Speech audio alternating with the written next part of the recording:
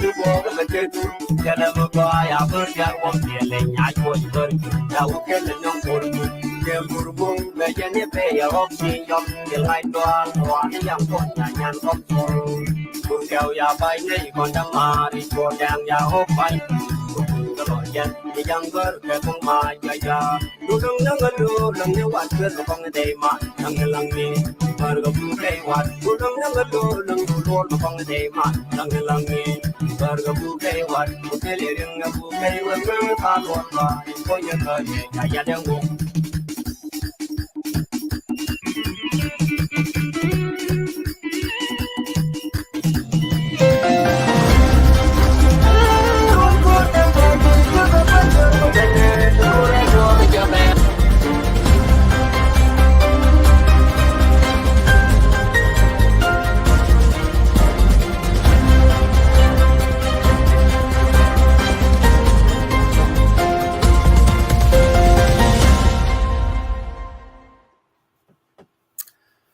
Malu gua ke tiang ke syangdar ke bak yang ke wadar en gai bol kanas news network cedunjok entiani ke ronwani ke wadar ke tam te jimo kula tiang ke ne en tamme 9:47 p.m. lo jo tu ta wel le ala je ko war ko ne gurje man la da topic la dong pe balenga ji afrika committee ramade beniyo da gwa bo na rambe wede dien na ramte ko west ena man me god beniyo bishu ben ku ne ben ke studio be ben join mitiga time ku ne pondu chenga support bi yore ke video call ke messenger video call and then be connect ke studio to me at the studio so by easy studio studio I know ni want to time ben in ke studio go the mail go right ke bran yo yonaka no chenna yodaka building be click men chapin don and joy charm ping you know under my name yelling a lot click so we follow so me take our time sometime god lincoln contact technology yeah we got be look got be look and then we should be studio so rodam the thing they got to get look ben ka wodi ben ka studio it look like him almost all ben chi de break but take something me cannot connect ka phone allow shinen unen menti click allow she ben go but something cannot connect your device so keep trying maybe let so be no you ke video call be connect the studio don't worry about that so, I know la go to be by you're not dealing ko me ba ke phone ke stream yat la ram like that I'm not sure ke stream yat la jen difficult ke jiram dong kula ke speaker ko shina da ling arranging ko adu tram di ling man shankar I know that sometimes like share engine la for sure don't jajelen but lingi kuji okay topic dana tiana the same thing pan ngai kon insecure me to ga gambela lâu chỉ wait là dài nè lâu cha chiang mi chỉ có wait mi city mi đi mi chiang này good tin cha gua ko ba violent city is not good ko ba violent city yeah tin ba ai la entiani ngay con này nó làm cái Ethiopia cái mà cái kia cha loin cái Gambela ko chỉ pin chỉ cái insecurity men cha liên kia chỉ liên bo cái mà liên con này tol kan mai qui nuari te ga mai je kan mai okay how they tolerate don't quale victim community will tolerate la tolne violent community first and victim community ta ka tolke mitran ka dor ko miti ga mai and then la tub ne je don't think no te ga mai allo victim community cha da tol la tol kan violent community la anya community ku yer kele de ko tol ko kan to ko kor nuari kan ko to ka Gambela na kan ne for no reason government me guro talk ko break to violent community la anya kan de tol to ka de ruin de yen ko shi na nak ba yen ka de na shol so violent community aja la tol ko mo victim community cha ja tol ke okay violent community ba me ken ba ko tol ka ba ka yen victim community la nuari tell there's no way they make tol ka make bo yi ka ne na all right violent community la nyu kan ba tol ton ko kan na ton kina ne ka Gambel alo chuna nek pingwa the mi jok here, and then again better ne chuna ba attack. So okay violent community therefore ba tol me ken tell me go ke victim community chanang ne ken for no reason na jen go ba lo ba la kunen en makel kia tell me lat ku ne ngatu ko ro chikan balat kala mo e ka no ko shon ngatu ko ro nuer chikan to ko ton ne to ko ka nywa so man nak nuer po no reason anywa and then miki makal kia mi shala go and then nuer bi ke anywa te we want to know why ku gani point ku bana yi daga jen the only solution ku chikan na to ko therefore bana yi miki ga chuanga ku ku patu ken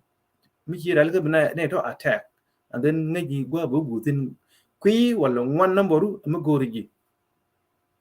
this is na ngong every year every week every month every season anytime chana nek ber cha ba kap chong chana nek karan year every day this is the violent community la ga nong nam kai kai chicken nong right te right magor ke right now chi disappear chi ga biet we ka chane ko nak kui ken un ne me bi na ban ko ban ne ke nak yen ber kui yen un ne min bi na ban nak u ban ne ku ne kui yen kui le we ko mu kuran chi dal ka wi ko chi bi we ko chane ko nak ku ngi ye wi nang na ko ba je nak ku ye lu ku ye la potu so mi chi ko declare ka ran chi bi la pot ku ji ro do wal fair ku bu yi na mo ro le nu nuer chi nang ne ga ma chi ko we ro le nu again kai ha crocodile tear i chane ko nak chi nuer ne nak la wo ku yen bai le nun ku yen la cover ku yen tu do to ne chabelet the 21st century gwad me ber ka ku nuer ku bai pala ka cha tok pala ka ku bai pala ka cha tok so federal government point ba la je u ne moy ne ke time go ne pai wikro den bene yi ke ku ne itini chicken to ko go kan go na bai len kan to ko kan chwa lo je jo ane on ga gambel ba lo nyur ke chiang go kan bene chiang ke again the only way be nueri tin te loy nueri ngai ur ne chi dwal ka men bilat ken bene ma bikana bi right ma kal kia yu ko ni ma kal kia bia lo jok kon bene lo solve problem da ku kon ka ko ne ko ken ku ja ne ka ko ken den dikere fer go bi yi ne ko ne idin te ga men gur ken ne kana gur mi je te ga men go respect alu demand yen let ken impossible lo tu kan tid da ne ki ka si di ki ne ga gor ka state ka country chol kan tid da ne e refugee ka cha ka chol refugee ne idin ka violent community so to let kan ni shan kan yang violent ga therefore yen makal kia bia lo jok ba ga lo ne lo shin ka tid ko ka ke mem gor kan ne bene na ka so mi ja ne ka gor kan ku ga number yen mo gor ga number yen ku ye mo gor ga ku chi ga ben ko bi ne ba ta and then ti ra ko so there is no need to be in take Syrian makal kia lo jo ka based dun ya lo ka based dun and then ba bene lawan ke namo ajen wa jo gor ka balar makal kia balar jen no yen ga nuari pero dien cha leng te ke meeting mi cha chol dien e governor nga kada ne lo la governor ban na be te meeting ba chol anga ku bailen create again chúng là cái quý de ter do che ne kina kyut ko mutu gen kur jan wer nak no te ne cha yen ko yen ne to ko yan wer banak nobody ko meeting cho lungu da chule ne ko meeting kama kal kia de de na kana tin tu kun wer kap kur de ga kap de ga yen te le manang no rutin yen ga no de ga gambe la ju ku yer te ga meeting cho ka o mot no longer a governor me de na me de trust ko bailen to wajan ko be ga bailen community meeting they chol meeting for no reason for what how they meeting chol tell meeting mo gorge kaje jen cha gore ba e governor she a governor again is not a governor any longer ko bailen governor ko community jen let bailen ngai je tel mala yang kel ne ga accuse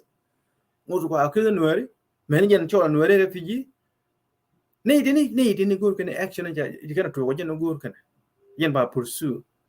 makal ki yen ga nuari dial ko makal kia bial hadje miche kana ling bia yo kon ba o ne am go ahead ba right prime minister chon ti ne ba ge mala la kana ko rien bia right ge who your leader Yeah, la reason jene. Michi jan das ba right prime minister jene right dun gune go ne prime minister ben we go me kon jene ko pel ko chane na ba. Yin kuar makel ki am ko lan ke din jai lo go me la prime minister ke la jin mi la prime minister ba right prime minister go chala prime minister ben right ke ben ba ba gambe ben do lo je. Ko la de evident dial ti yung wan ka dial ngai kon ga ti ngai yen no ba na kana po no reason na kana bang ben kan gambe tin no ba na anywa ko criminal community ko criminal violent community so antama chiga biet ko jigen violent kana to te ngai tin dia te riaw kan ngai yen riaw kan o te ne ken ba yen ko ne ken wan ja yen go ba yen ke we ne kan ra bolite chi cha I mean not ra bolit ne kan citizen of Ethiopia ala highlander ten changambel la we dien ko ji Ethiopia ne kan chiga rech hen cha video clip dan chi anen namo cha tana di yen ne da ne la ti yen wan ne kien dong ayen nur kel gen wadang ro wan ne kien so ku kel go bi mi den create ko ne paral ga men bi juru ke ba cha ne ke mi yen ba lan u ne yen na ne walen fa kan na ton ala dub ken ni yen kien ken la agen paral ga men video ni chianen chik islander ji kan ngon do ken me chirabul ke gambel attack ke la June last year video na tiana ne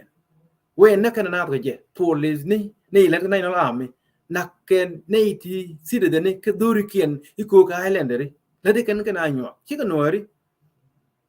etem ko ro sai kule do ne ikya la order to banwa kai me bor order to banwa wanda ka ne de te duri ken kai me bor jago la shem nga la shaba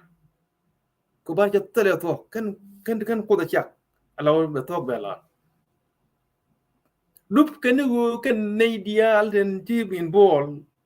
ku ka nen ke video ki kadu de law look na ba ka yen tanen ki de da fier yen kul yen ke le unique yen ci garu nga mai kan go bi mai gan to me cha ro ko nga de federal government go ne no mai dai ci ne ki yen le unique yen ci kai do ku kene na highlander do ri kien ku kala dum ne duor ku ne balana new top to de yen ko ci no ri ci na yi gambel ba we en kap na ten investigation la ke pe ni ba ju donc kuma ce tu be from violent to violent law shika long shika highlander kana na duri kien ke chigara bolli ke tide dani chit ka ne go kien ne te sidi ne ka ken ne ka di mo ne to ne criminal ne ko no re de ko na ne ka da ne ti chiang ke sidi to ke tide dani chit ke yi ke buin chi mo kon ka de tina nyin ke buin ka nga de ke mbel de kon won nek bul ko ku ne ko ne de cha bere tini gare ne tini ka violent minded cha ga bele dien te le mi da long right te ra chira ga gola long mo lol en twa de ka ro dien ne mi go re makal ke yo ni ko re ni kon cha ga dol te meeting a chol ku e chol hu mot meeting meet na ku yir isu abega mai kun ka tol ga mai nuari ka cha mai violent community cha ga tol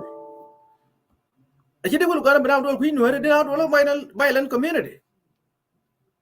ti dial kana wood ku yer cha wo ku nuari ne won je ben ku nuari ko ban te good security ko ngai ke now to govern ku nuari ku ber na yen zen ko ko violent minded ne karam je ben ko ti ko ngak nyir ku kana ti de ne ken chol kan refugee ka cha ka chol refugee ne yite ni kari ne yite ni chi ne yite go ko ne ri je chicken mi gwa ro mi gwa chicken gor ko ro mi je jan gor kan mo gor kan ko kana to ko den na otin so meeting chal ga gambel a parol ke jan umot tele rai ku be meeting chol no longer in use or a natural meeting here governor ku is violent community ke insecurity ke create and then ideal ka ne ko kan the problem a shul ka meeting la jan nur tele ma gor ka ku be meeting mo samu ku yero u yeno gor ku yero wa na ka mu yeno gor ku yero ran tu ku yero te meeting a chol e governor mo teri mo ti gwaro to taramu ku yeri ba meeting bina ko meeting mo chol ran show ta yoro ku yung wani dia ran tu meeting taramu ko meeting mo cha ne ko nak bang nga chol meeting o hi governor mo tedi ajen let polo ko ban wona kan ne kian wana nang wan to chubu gune gambel kap kana kor yel ga mai kan the same lu unity je kai do te lu ko be mai tu kan be na banak ku meeting chula ga lon mu tele meeting mu chol ga la yen wan dia yu yen makal kiya tele meeting mu gone tele meeting mu gone kan en meeting mu chol ga nyo kine go ne dine ke bailan point na chi ra je la wo e governor a ku work out ku be exit out a let ku be exit out ku ta de we come again insecure of gambel they are not fit to lead when me take a development you can lo ni pin na take a dear jala jala na you can create problem you can create and time den do ne den kit ke yan ino hele ben ku so Sudan kai mi bor tell meeting mo gor ko na dol ke kan mailan community aka dol ke ngare ke makal ke alla ken ko makal ke aka dol ko ba ko thi ngona yen no mo jo ko je makal ke la to yen tel mo gone kon victim community ba nang ne ba tel meeting mo gone bene dol ke ya dol ke ko kan bi ke ne attack ya mai ken to tel kon tel mai kan te mai ton li uni kente te ke ti de na go ma chi kan mai to makal ke ya mai to kan mai ken to chi ke disappear chi ke tel mi chala ga manor man kula randian nothing je lat ke kwidian the same night not security le gambel ne ken je kai ken kai ka bo ka mai so kan the problem of gambel kan community man ayen we la na kina the nyur ba la do la ya lat ke mu yen nyur ba yen ga no de gambel ba yutu ko ken ne ton ko ne de ji cha ka chwa nyur ba la do won bia connect ke pero la nuer community ko do be do control be do rele ka be connect be te connect ken ga federal issue ndi alternate for all even during malade nawe bia ga lit kan dia bia ga come prime minister chike ji makal ke aten ga nothing bia ga connect bia connect ken go ka ngada ka prime minister Dr. Abiy ayen wele na wi mo bu ber ga ji chak chak kai mi bore je kana chak ni niamdu tikan to kala ko te bela dian tel me lo tweet me ne ba yan mai ko ji mai to ba nyong ne yan mai bana yi ke ko ka to ko ton hi ko to ko ton ki ana yi ke tel meeting mu shal ko o mo meeting de shol wana ku yi wan warna ishu abaga mai kun ka ngata mai jo kana ka ngata mai ton tan kana mai kan polin kan le yunu ken kuna la ko ba no ko wana ku yi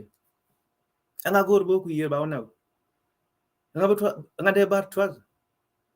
tel criminal community trust tel je so nyon nya le gur kana jen law tikan ku tong to ko na den wana loide yene dial dini shwa mi makal kiyata mu yena je yu ne tele je tele ko mu ne go ba nang ba tanga ne kon loy ne mi je okay na right kina the new community go ba take insecure la gambela to ko bar hi tele kan kon to kon ga nori ngai kon culture ti kon mi je ko to lo kon loy ni je mi je kon ngong ko run yena kon a loy so violent community de anyo kana ru ti ko ru twar ko bi ga nori na and then alat ke we gor kan ko we yuk makal ke am ya dor ko je ke ben ko bray kana dia yu ne ko te kan nak ti kan ne ko nak ba go ne den ci na nek ka yan mi go yen ko kamel bete kamal this governor I get a cha gor liang we don't need him ko jen the heart of the violence again the center of the violence ko tele me malat ko queen ni ken again way right now we mo ti dia la ne ke mi ci mi go yen ti na chong tin dia ja era dia ja lat amte authority dia yo ne me long ne ke ne me nong ne beling char lo ni de ba makal ke bia yo yen ngai yen tuku okay then kon je find out ke jane en tuku kon jane doy mai bene anywang ni ne nak we are tejeke kon to le problem kon ku ne defend le self defend ne den ci na ngong grun dial every year every month every 10 years every 30 years in kana nori ne kon kan go tuk cha ko tu gudun dial ko lui ko jen chiandien medan ka panyo do ka kampanye do kan gambela kama bobo kan gambela 10 years ke less than 10 years ago kan bas kana nak tin gad men ga wuni ko dong cha ka jik ti kan dia ne do ka ne ka human being bas metin gad ti anatin chi le la wuni ka men ti yan ma ji am te ka dem dum te ka human de ne ban de yan mai de ko na le chứ nó mà yên na cho kia ta mà khen người đừng quý núi đấy cần bé đừng tiền núi đây đừng quý bé mới yên na cả bé là bên cái phone bé bây giờ bên quý núi của ngay cái này chả bên đặc tức là núi mà đều quý bé cứ chỉ để mà survive ai yên cho ai yên đua ai yên xiêm rồi ai yên làm cái disability chỉ để mà survive nó cái này mình cần nhiệt kiên mình chỉ nhiệt kiên cho nhau là quan trọng nó cái nhiệt kiên là quan núi cái nó cần nhiệt kiên bây giờ cái yên cho nhau liền chơi ra này đó cái này thì beled bailen beled này chi ngay vi mô này liu en qua đi chiang tin này chi ngay u này gambela Ethiopia land of Ethiopia land government and under bender chiang they let every corner e gang kan land dia chi này nuôi go ku kan lo ku buin ku yu wan ku buin lan la cham ka tiel chi go an nuôi ko buin cái tiel cái lên cái ba cái tiel go an nuôi nu wa len tu ko buin ba len buin chi ka ya ba yo o nek nu hade ka buin chi can understand len ene dia pe wa chi chieng tin diu let ka bo diu let ka gok diu let ka jor anywhere me ji nu hade let tin go chi no chieng tin tem ba de let ka ko ba de let ka kan ka iteng de let ka somewhere kala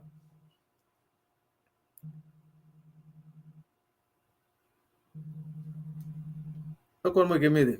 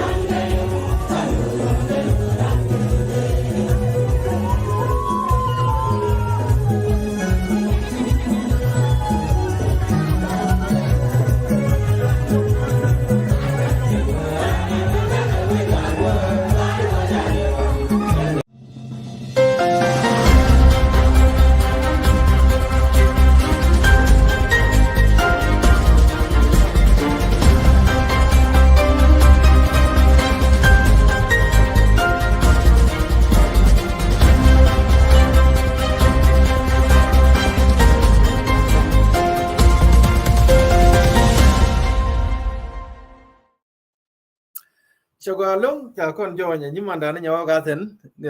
aka lo roda ngai kon ga roda nyare so cho qua long nyawa ga ten ti bana te ko jiben en lingi jo na ta clear lenga jo du clear ya good cho qua long so ga jine dial ka lingi jo du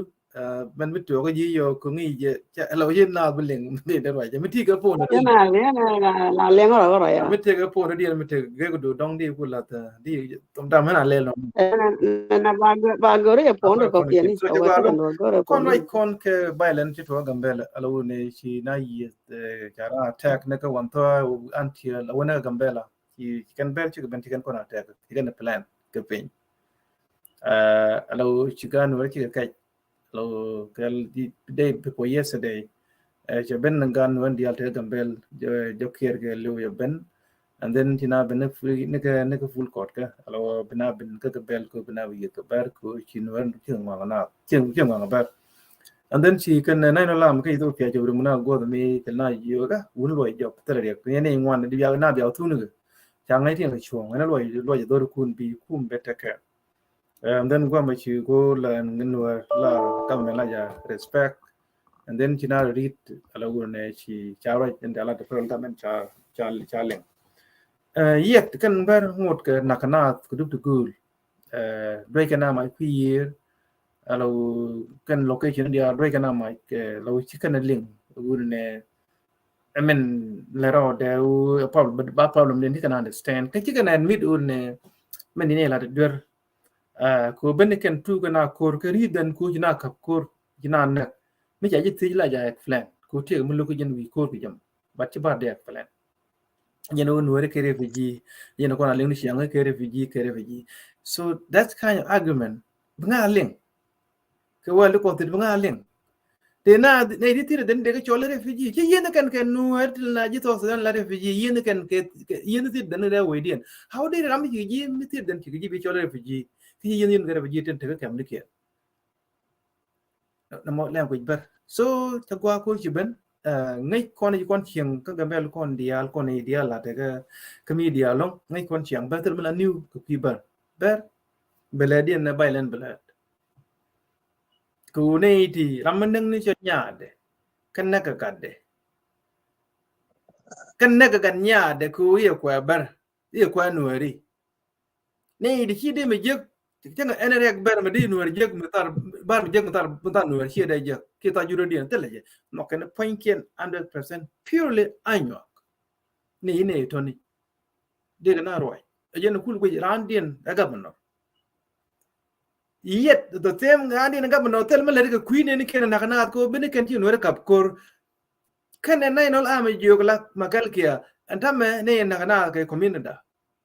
lo nye de gwa me lu ne biet ko mala ke ne ken no ke en ron wane ki ko na len ko dia lu ne ti ke meeting ba chol ba o chol ku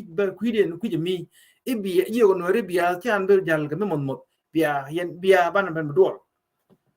how dare children were dol what children are your community dol tin na kanwari makal kia kenye so governor dare children meeting de dol makal kia nuari ta cha gor ba nuari ne dol ke pul kot ga ba dol ke ye makal kia dare ber yo dol ke ye ka governor point dare lar ke yen tu nuari ko to ne parol government dol ko kon ka ba dol ke ye ngu pian wan na yam na mo kuar mila governor la ja lare community me betin ba ko laddi ka ba so any leadership ni chiang mit ber mi ben ka ber you know banana mena yi no kan na yi leadership no rum from agua to umot bi ko ayen violent braro ye ka ba yen tani na kan ti pot ko cha ne ben wi ko jadi ya kala violent after violent ne na bana chiang di en nuer mi je ko ngo ki kan kam ko ber ko ne bi ko to ba cha na nek for no reason ka temla ga governor yen mun kula ga dien u ben loin wer ko kai ku yen dien ga chuo community da man ba tin ajen tok do de ba la ga tok de ka bunya ko na makel kia kan kula highlander ka ngani te mangai ken rai ga rai mi sham chi rai la ga ngani enu de no de ti ba mi cha ben ga mu yen dien ga chuo ngai ne chian du an ta me kwa biet akwa lat ke ne dong chi na ku nga je chai na for sure government la ra je ko mu tok po loi na rai ga cham ku ne de tolot tim ne ga ba so anyway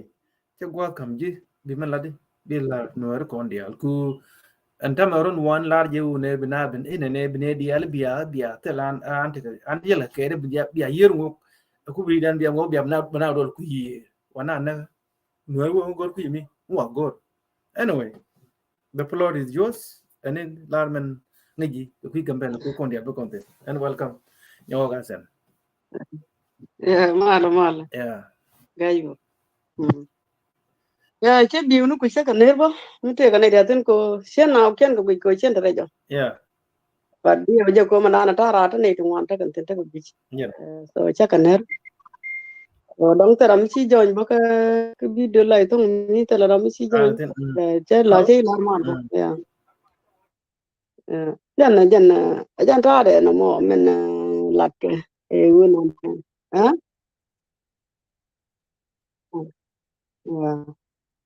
te ke nueri na no mot wala jale jul jela kuoro so ko jela kuoro ke che baile na mo che ngaji chawo tu ngure che ngacha la to ko gambel ko dum to ko je ko gambel sim la de la na ne te ke ne ti chol ka na do kan kie mi chawo chul ka ne din ko na jel chen chawo ka na jeli la wo de go min ti chi mana da no ku la ngi ti ka kan la ke le e kala na kana wa nueri jele ga jal yang o ko del kon ga jal yang ga yang ga do bat kan jel ga jal mu ko cher ga char mu ko kan cher ga char mu ko ya ko nuer me men la ga jal yang wo kwen ga man ga yang ramu kwen ka ngot ka kan ku ga la char ga char ngani ko cham kan ko ta la ko o ta la ko ni ya mun ngo ga mbele ba ba ko ba dor je tu ne kum men de dien men dini jena long ga mbele cha de la ri bar jent ye mo ko kan ro ala ni yang enwiri jen ga gambele enwiri jen ga gambele so mi la di mi shi bulong jira mi la di mi shi bulong la gwano di ripal den go bu bangkok ten ko shi bulong e wu mo de medan e de ko la da gone ne na ma le yen ni din ko ni cha ne kien na yen ni di cha wona kan nur zu na man di ni cha wona lo ko da so mi kan mat ne di to ba ko gore chang ba la bam bet ke cha na ji ko ba ko gor so che nyu da go je ni kur ne ni dia mi che lar no ndere nyu da go ko ne ni dia yep wone ne ma ba mai kula yodo mo do woti ni ka gomi che wodwol tini chi ma gambe le ka ber cha nga jeni tu wo che wodwol ka ber ke nje dum che kula la do wone ne dum chi kana kula tu ka gambe le cha tu ne gambe le dong be kula go de kula tu au tu ta chi ni ka nyini nyanga ko wone ne ni ka ta ko ba kula so lo ke je bani chi kod ko gon kod wane ka nan luwa pa la da ka ne ri to ka dap chang ni ken bo ko special mani chiang ta le ching la ja sa po do na nyin ko chi pi ka ga ta le ching la ja sa po di na nyin ka ta le ching la sa po di cha ga lo wo cha ga nu ri cha ga na cha ga ber cha ga na ki cha ga jur ko ken cha na che ke lu man da ba ka gon yin mi cha do ne mi chi lu lo da wa ngo lo la par so chi de ko wa ne ne bar mi de kan na de lo nu ri de ga te de man nu lo di te de ma te man bar te lo di lo ka ku bar ta pot la wut bu ma ko wona ne mi ci ko wodien ko la wuni la kana bum mi ci bera kula ngaji no kula ko no kana ku kana ke le cha jawo jan kan kula ngaji ka ci man ko no bar on po ne man ko na ban ka po ala en umot ke to go ba mai nuri ba ka to manan ngaji ta ngaji tiya ta ka tul cha ba cha mi cha ka nang mai nuri cha ka nang kan dong da ban ka niula na wala ki run kana mi na ngata nuri ki dipo dara bantin dara ka bantul ka che dol ba che cholo wo nuiri dola ka tella nuiri ka nuiri kan dia bi ka bana tella mi okay ka nuiri mu kuna roi ko chen bla roi ka umot ko umot ta na ne ta ga muktab ka ne tan ko ta kan haja ne dia lan ten to ko muktab ne wona ne la waru wa ne tan ko la wo je chi ga na ajulu wala chi ga na ngun to ka je kel ye pele re je kera kun chi ga muktab mu ku la war wa ba jien cha wa chi ndi ba chi a chien to ku ba chien di ku la wa ko wula do ni chien to ni chien di ni chien ga ku ne ka ne ma jen ba do lo ba chien ku la pa ku ne ku chi ande ku man de da be ku la lo na ma te ke wu ne no re dia ni jen ci mo ko na kal cere mo cere ko ku ci da ma tot ku yer ku den ba ci da ma di ku la bana roaje ci da ma di nyen wura mi ca ban ku be ku la bana roaje wu da bana bulu pin a jen ci to nuore ci ka man wu mot kan ya ba ci ki wu julu ci ka man kien gan dia bala ni kur en tagan kel bi ci dum kan ma to ni jen de wu nuore de ci ngala kwan kan ma to o de wu nuore da ra kwan kan ma to ni jen ka ce bu ma to unwere ada jo wudu ko toy bu bi kan tada to ko unwere ba de wud jure jo de unwere de wud re no ko lo ko le no ko le no ko le ka men re de ko bo no na du ro kwani le re de sebe to ko mu we ka wo ku yen man de la di yen nwere no ko nan do lan tiane ki yo ka gambele ki ne den ko ki de ta ka gambele til ne de nyur re ka New Land citizen dol awa dol kwar ta ka mai ka wo ke wo mot kel wala wu julu ene we akwa chi wala je wo mot ko jala mal te to so kan dol mo kan wo dol ken ko mo bitu ko yo biya ka balur ko shi mu de pa mu ala wo pak de wo kana dol tu wo yar ka mai yar mu wa chi dol mai ko plan mu fare ala ko le go jay bul ti wo gambe lan kubri ndan ko muktab ja nu ku ni rei bar bi jende wo dol tino muktab ndan wala ngoy kan ato ngo teram de chob ku way yurro pe ngem kubri nan mi ci kan ci tul mi ci pere pe mi biru tet ni ci nen ko ku mama nanen ci alu ku me Ethiopia golen mi ala dol ka ya na naga to kya jibu ne ron mate ka di ne ka di ke kya jibu an kon jin anta ma mi ci wo wi pa ga wi ja pak la wi ko ko dor ko tuk an mi mala bon mala ja ban yi pa ga ma di do ma ke le wa gadama ye la de ne awa bonyel wala me ka de mulu tel ka de bonyel wala me ne mulu tel ka de ko ara we da ban to la ko adore ke la jen chare bonyel wala mo te la chara ko kan ne ti la ne ku kan da hare dial ne ti la ne ku kan da hare dial mi te ka mi nyuna ku ya ko ne me na ka ke kan wuri na ka ke kina wona ka sai mi te bu te nu ne jo jo cha na wona ni to ko che te ke den mi chi nyu de ke ni ka ber kan te nang na mu mi chi ku me kinda kan mi chi wo mo ko ken ko ke chi mo ne na ber wi wo social media ti cha ne ko nang na ma cha ku le chi ka man ko mi cho da po ni cho da bo lu ko ba cho da bo lu ko lu wi jo chi ade bo ku lu wi la jen mi chi mu cha nyir ba cho da ku la bo ko lu wi ko chi na bu la mal ban cha wud bu ba lo ajena kula chieke kambar ku kala wiye ka social media cha na ne di cha na ka bar kar ne cha na ka nur ngwan ne ya na ka nur ko ti ka ne ti wan na ka nyura ba raman na ka ko ndra ma ja ko na cha na ko kon bat kan ko na lat ko wundi chiang mi jo ko na ka ne je ai chiek bo mi cha o je ka pro ka cross fighting ra ka cross fighting na la wan na be li u sal ma ka cross fighting ra ka cross fighting na la wan mi ta ka kan ku ma jagwi ku ma Ethiopia ka kan ku ma mo da gwi ka kan ku ma tan ko yin kula nur ka ne gwi tan ko de la de pal de ka mu mot de nur de ga na ta da mo da shek ta ku er mu telot mi tele mu lo mi de jin na sin bo de ko tan ko ye gadan yi ga kon ga yi nuri ta de na ga ber ko ta ko kon ma je tin ru ta ne de wan ta na ga ber mi e ku er mu gwi ki se mu ling ro da sin de nuri jo kom jano cha pal chen bu no cha na bu na la kwara la mi te mi ci gui ka ko man ti la ja la ri chan cha chi mar bu na ka ta ngu de na go ka taran ka ci ra wo yi ko am ka tel mu tong mi jaga ber ku me de ni xiang me ran ko la ko la gur nu ne be jien e che bai len che ko la goro ko la ka jien ta ka porta ci ne ka ro kien kam ni kien la ka pro kien ber be ku la bangor be ku la bana public area ga mo mi che wari mi ci ben ka public ba ku la ban ngai ba kula bar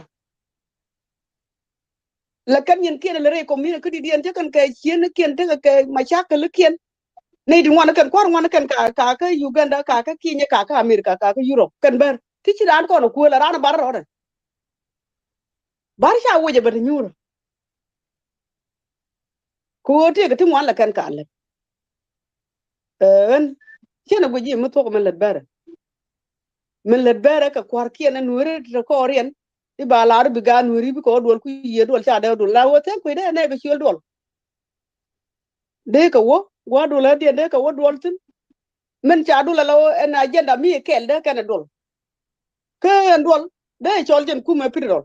chi de dol wo mo de kan tem ku ko gar chi ka nyon nyon na rew dia tele ma jela ka ga mo mo ga chi ma ni chi tem ku chi ma ni lum ma ga ka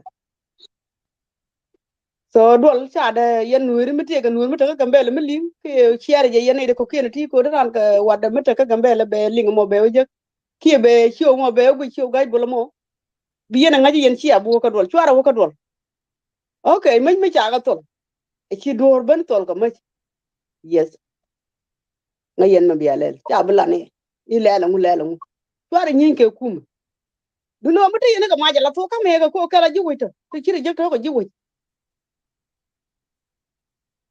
ka men de lar ga ku nuori de la ni je go ne en min chalu ku bru alwa da mo ma te ku yer ku mi nga ku jab jabo na ka ye ka je tiede je ko je ne cha dul na ka je ku yer akan bar ka jab jab tiede je wo mo yen wo ko ne tin na mo da pu wo ko tin ko ka mat ku ji ter ki ka te ku kel na wo bi go ku ka mat ku biya do ku ji nan ba cho ku yer mo yen water yen water mena min chalu be tu ran do ngalo da nga je ba ka je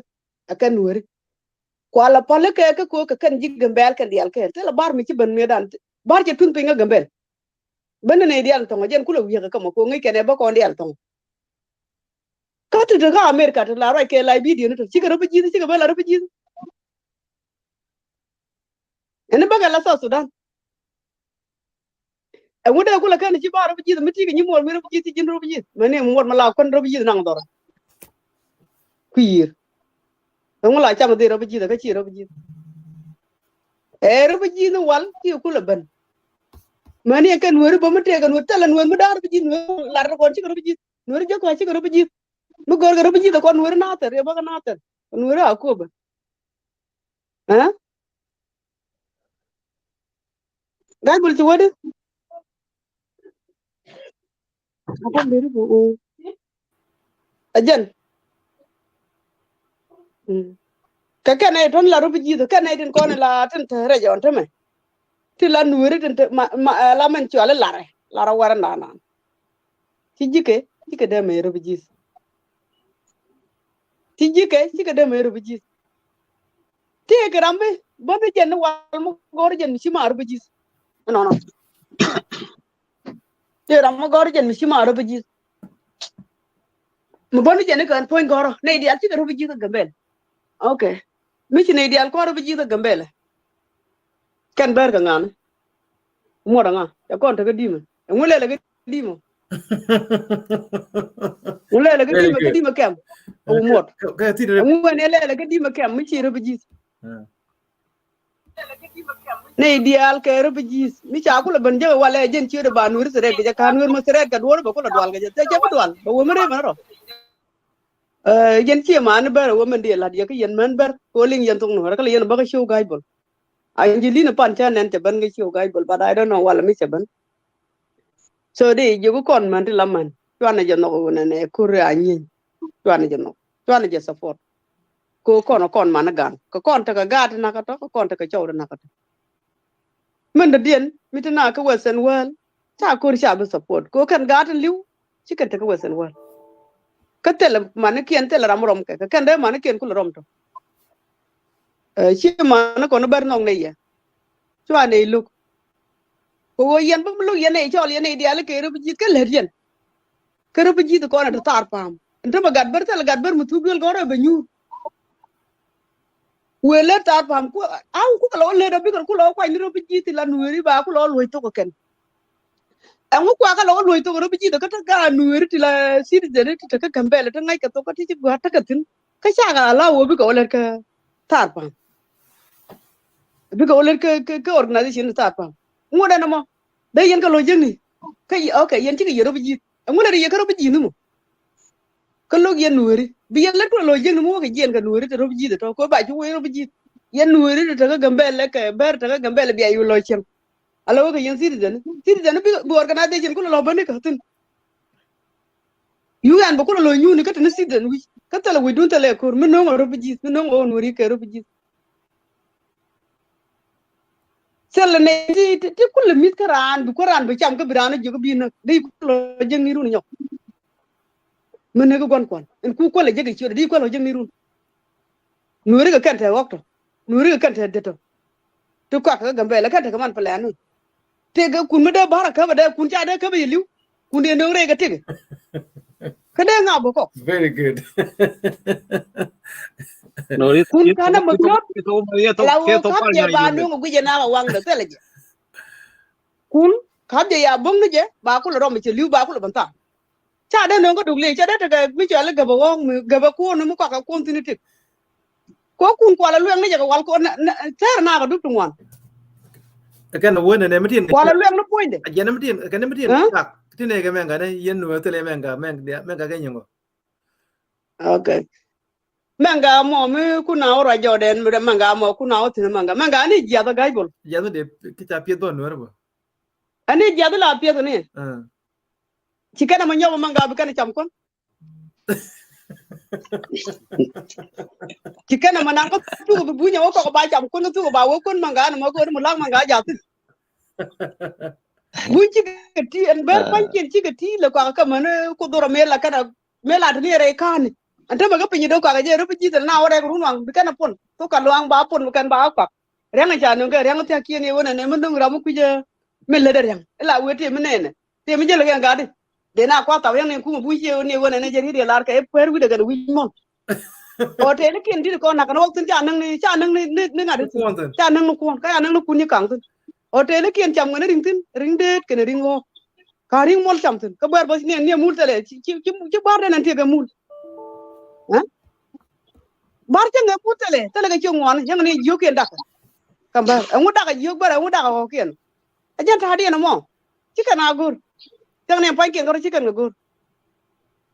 e wo de pal na kan man de pal ken ga social media ni mi sira pal dole tan kin wo social media re ki to ga bar kin kan ta me ken man kun wur jala la dinar kin ti mi cha nen ken wel ta ka mi di ka ngai ken mi ji to ko mi di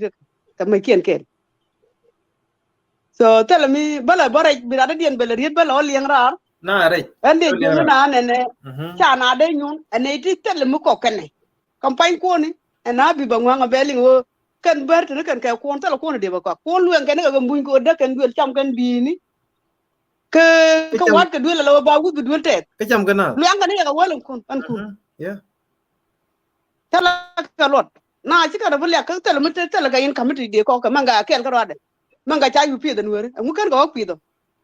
ngu kan ga det pi do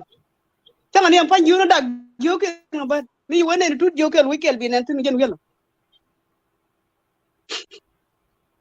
tala ka income ane jen ti loy da te ko cha go ma jeg bala bare ni wal Yep, thank you bullying. Na dia ne dia garai me dunu chi benen. So begin. ba la guira Kulo lu ba la guira Thank you, brother. Thank you. go Thank you very much. Django at Malah, Bayi ada ya kain, ngau ke. Lang baca mau yang kan. So lang baca mau kayak 2 or 3. Kina dua ke. En bar round. Dol menang kayak mi shot ladi. Try not to walk. Nah, mesti karo. Ye pas torian ya buena na. Yen wari ya aja. Baka wa wana biane bor, baka wa wana biane bor. Kora tele. Mi charwai to quiz. Me walu ya falnya yu. Mi jangan lalu yo ber. Oh, siapa bani ni. Kon fan le ni. Chiều khuyên này cô mà là này biar mana cha gì nó nào vậy chứ nuôi đấy chứ cái bên ôi nuôi là bác là này đang quên biu run jauh là này đi cho cor cái này cái bên là này là cái đến thì nó bol wal ko pal cái nó mặc qual giờ cái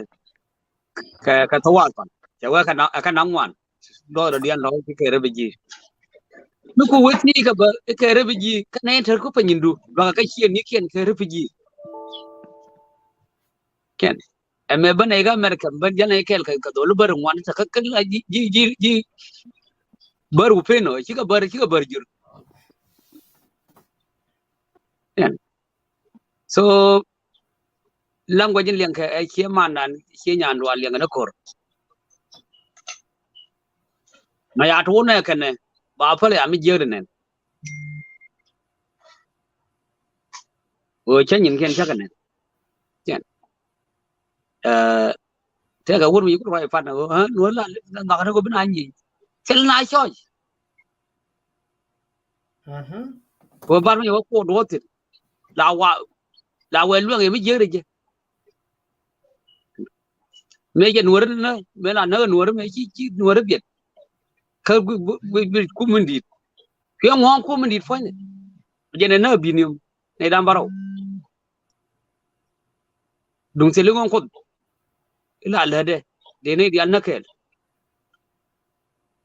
cũng bị nhiều cũng nói đấy chẳng mấy chỉ lưu yết cái ngã đấy yết cái đi chỉ đuổi rồi yết mà true mà yết cái gì mà cái này đi ăn nó bắt chỉ cái cần chỉ cần về liền cái bar mình mới để ý có point thì mình nói cái gì chẳng muốn lên thế là đùa mấy khi đi chắc cũng ok giờ là rồi cái này cái chả này nó cái nào cái đuổi kia thế mà giờ là thôi cái ngày cái refugee cái chuyện quê lang à cái ngang này where they come from Burger Sudan thế làm cho Dorian duel cái ngày cái buri chả là cái federal of Ethiopia one này mới chỉ cái duel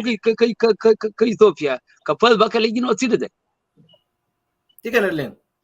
chả gì liền xem bên bà là đi làm nuôi con đó là mò mấy cái đó là đi mấy kia đó là mà cái mấy thứ cũng mấy là federal government of Ethiopia thế thì ok đó cái what đó là bà cái cái mấy giờ char bây giờ cái quýt đấy char quýt man phải làm cái so để làm nuôi đó là what đó kui adwal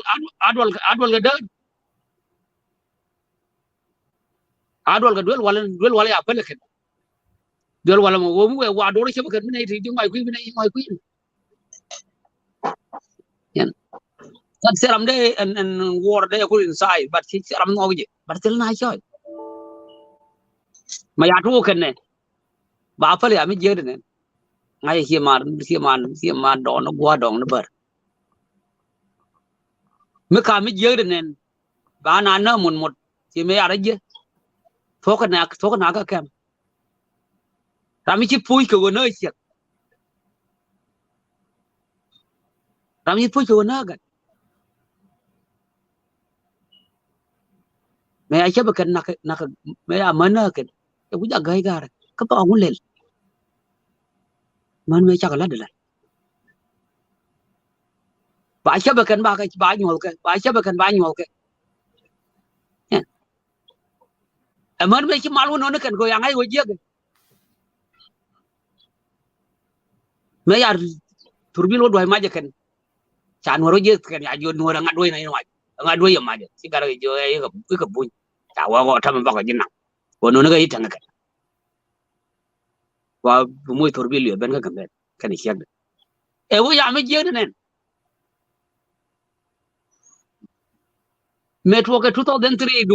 đúng cái nuôi đấy thôi thì làm đấy quá cái gà đấy Naath kalau kui Gambel manan go betake kan tin kon dial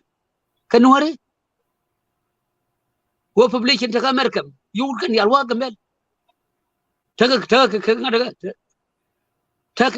ta income de aman falangi man paila de road income de amangan nuara ta kan man income ni islander ne roi ka tung nuar ne roi tung nuar ma ngai ka to dien per to ge ko na kan ga bom to de ko ji ga bom ma la jin ko bi to ngai ka go ta men wutu so de jon ka go wuni ga no bina ta kai to de ka kwaran den kap ke region ga mel wuni de la je ye wuni ne an go biya kwar ka ne ko kide ma kwar with our people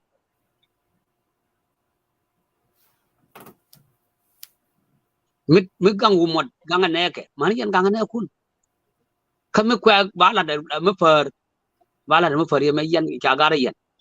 yan ka kiga to wi ram gul to wi ko na le bu ba inga to wi yi yan ki do len de joni ye yan kuma bunni dial tin kap ke region na ma kwa zon wona mana nyon nan kan tije yan tu ge to je kan me na kana kan ba me je to je ne ko gor ko dor sef ka garur mi chale yuanis ke na bi chol kan new lan ke changder wana campaign kan they did say the truth ko kan na kan they is the man kan ga ta ko na le ni biet ba kan yang de kwa la kan ne kien kan ne ko bana kan ga fai wa ke 2003 ona ne report wa ang wi ale la kan tela do yan nori ki ne je ka yen bar de joni ye man raj manan goy nora go kan dor lo so medan ya to man go bo na ka garne ne na ka man tu yir ye me ba nya wuru ya le ngada ne nak dol biya pa na bang ay khwa mitane kel ge yedwel go ra chaka yelok mala wat loy du no bi an wura lo gu awan wai kami ruwe ki ruwe already mi ci lo be dong na mi da lo ge ye ba se la mi je ka go de ruwe ka gamel e wona ta bi ji no guni bi ta mi lo ti ga long lel chi ko na luintin ko be bana loy ko wa la point du amem de la ro de jori ci gamel go nyora ke la go de ya so lo ma cha ka li toro de ka to ko be nan ka square one gamel wor nyen ka wa agende la yen tiram de ko de sai go na nyen bat mi til na choy ya biar yen ngan gambel la ngan no ga ngaro dun e cha nyo thu lem je roin de la no te ne la je ni kon no re ba kwa war kwa inside ngode le ba te ga firian ga bar wo ke mu bo ti ne to ko de de na bar ka de na yi te ram nen far wa je no re cha na go ba ni cha nong ne je tel na choy we don't know that's true yeah ya go ram na siek du na nya du na ga du di mun le raw da rol buñ ni jana go ko kon no re ci dor bar ko ci dor no re ko doran kon dia kon toy dan di dia ka island la ne bakal la islander ka mo rol buñ ni we are qualified kon dia ci bar ko qualify ka do je ro de la yen man ta kabe no yo ay cha tu ga lem gun ay na ga to ga gar ka official kun baran fa na bang ka kina roi ka ngana ka kan bar no kwai lo tu lem bi na won biya won ga ni wala ba wang dun me gor ga mal na mal min lu ka mal man ye lo mal ka mai ni tro well kwara ga ka kum min di la kum Ethiopia ba la de je pe la de man la de je man la roi dun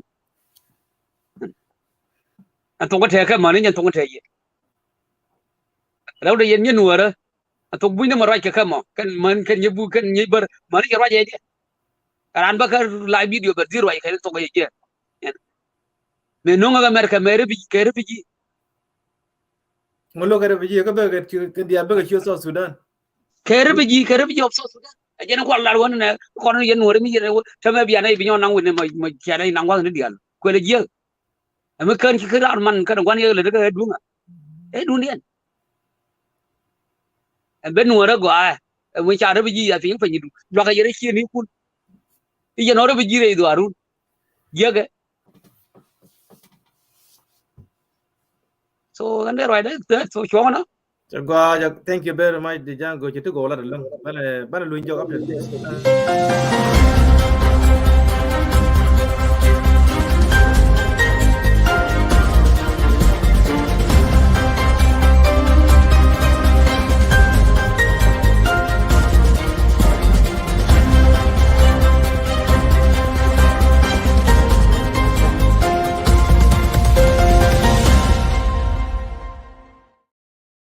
Gwalong ci kon lu njok ci gwalong ko ci ne dial ci ben thank you ko ci ben ñam mo ka bi ci ren en ci dan man lat ko ne tiani wam kan nas ne network jen bay le ne ci kon jega gambela mi ko len gambela ne ci ang ko da kana to ngay kon dial ci kon ngay men la ro gambela alaw ko min nan ko tang ne je be di kana tag ne ko won to until gambela la kabato and then min tina ku la kai ku ne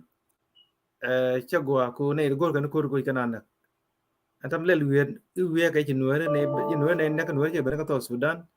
you can federal government cholo na ne no to Sudan kan ben ju federal government ju ring galo ben gambe le yen chialen kana ben jabro na fan ka full court ka kan the wide am dia gambe le no te wi ni chi ga ben ko cha na yen be na si kan rol kana do yen loy jok kine nga yen big community me di long ne de kwi ga long cha ngai ti ngi chuong men ku de tin kan ber ga je kai ni rai ga social media wi rai ke la ur ne I cha kan na ka la kan ku la wi ya ne kan wari pel kan the topic and to kan nga to ko nga to ko kan wer be ber ba na ke ben ber bi wer ba na you see men let kan take a lot of issue kan la dong ji kan video ji kan yana nen nak islander ka gambel ka kore hira bolu ci ga gambel ba attack video ndio yini wan kan nen video ya be wan cha ga yen I think nuer donga nuer kel ken nuer cha ga yen ko ngoda investigation ko going on ka ba wona ka gabano ko nga je lot ko yo ge ne ite ci na na ko kwa identify je ne kwi ka ngai ken ka cha ga nen ga video di kwi ne ite ne so min di kana lat u ne bana koto ndani yo mo nuer beni yo ku ne be ken kon tiam and then be kon te bang gom bi peral gamen chu ga nuer be chu ye nuer bi ponya me bi ked me be kula long so tu kan ko be ken ibden en keri den ko ne gur ko na investigation ko go on ko bana yen jelet ken mo kan do kai kam nuer ken peral ko nuer yet ko ber and then be ken chu chak kimi ken chak go nuer South Sudan ki ben all the refugees ki ben ken na kan ne ton jelet ken ka media dia ko ji kaine so matu kon ka media right kon ku ne be kon the nature of the problem jelat kon mo mutu ko ro nga to ko ka mende kon la ne content the youth in kuli na gambe so komindan kwa tang ne je tel war mi kon declare again anyu ngai kon ga small community ngai kon ga all the time and then mi kon yi the ka wo ji kon ngwa men yam mero de men diodi and then kon ko chungo ko chai de men nyu ajin the reason why na kai banana wi lawu na gambel ko cha na yo de kai cha ne ko tu ka gambel yin kul bana Canadian te countryside ka gambel so te le ram ji border cross menuer me be ka to Sudan ku makal kia ja ka border en ran te wo mi yin wi ka ngade ka paga en ngi je makal kia te ngona de na ko benedi ke big number nda ne ko ji Ethiopia ka no Ethiopia kai ber ko bar wan kai ke to la so ka ji ka criminally way ne kan island de duri kien ku cha gambela cha attack in ne in chol kana island de gambela attack la ko buin so ku kan evident ala ku kan gor be kan ship be kan den ko do dong be kan ku la kan ku ne cha be yen so ja ne reason let kan ku benwer ku te problem ba tel problem de kon benten ku evident joy and wala mi ray kon ka media no kien right now ka one way tele way de no na ga lat kan nu tu kon ko chuong ku ka tu kon chuong po chuong tu kon kren nu ne tu kon chuong chuanan jo yang ngai mani yen kan kun kala makal kia ka ma ko ti dol kana ti kan ngai ke kan ne ki ne kon jori no okay so de me cha pal ba ti mala ma pal ke ne de ja ne kan dia ne wan tua bene ka gambe kan dia ba ka kan ngen ba ka chula kan me banara ke perol gamen do dia ngor ke une ne me dumber je tu men la gor ke makal kia perol gamen dr abi ba ka petition letter ba gam je u bine moy ke one month ba ka yir ba ko duon mi sha right cha ba len ko ne de ne ka bailan community tel thong mu gor kan any leadership mi je ben wi kwam be kan nang na any mi je bar ben wi kwam ci bailan de to ko tel won mu kan palo no kan mi widian bailan mi widian yen kan gor kan ko na bina nak so me be kon ka media wo ne be kon ber kon cha len ko be kon joni la de na kai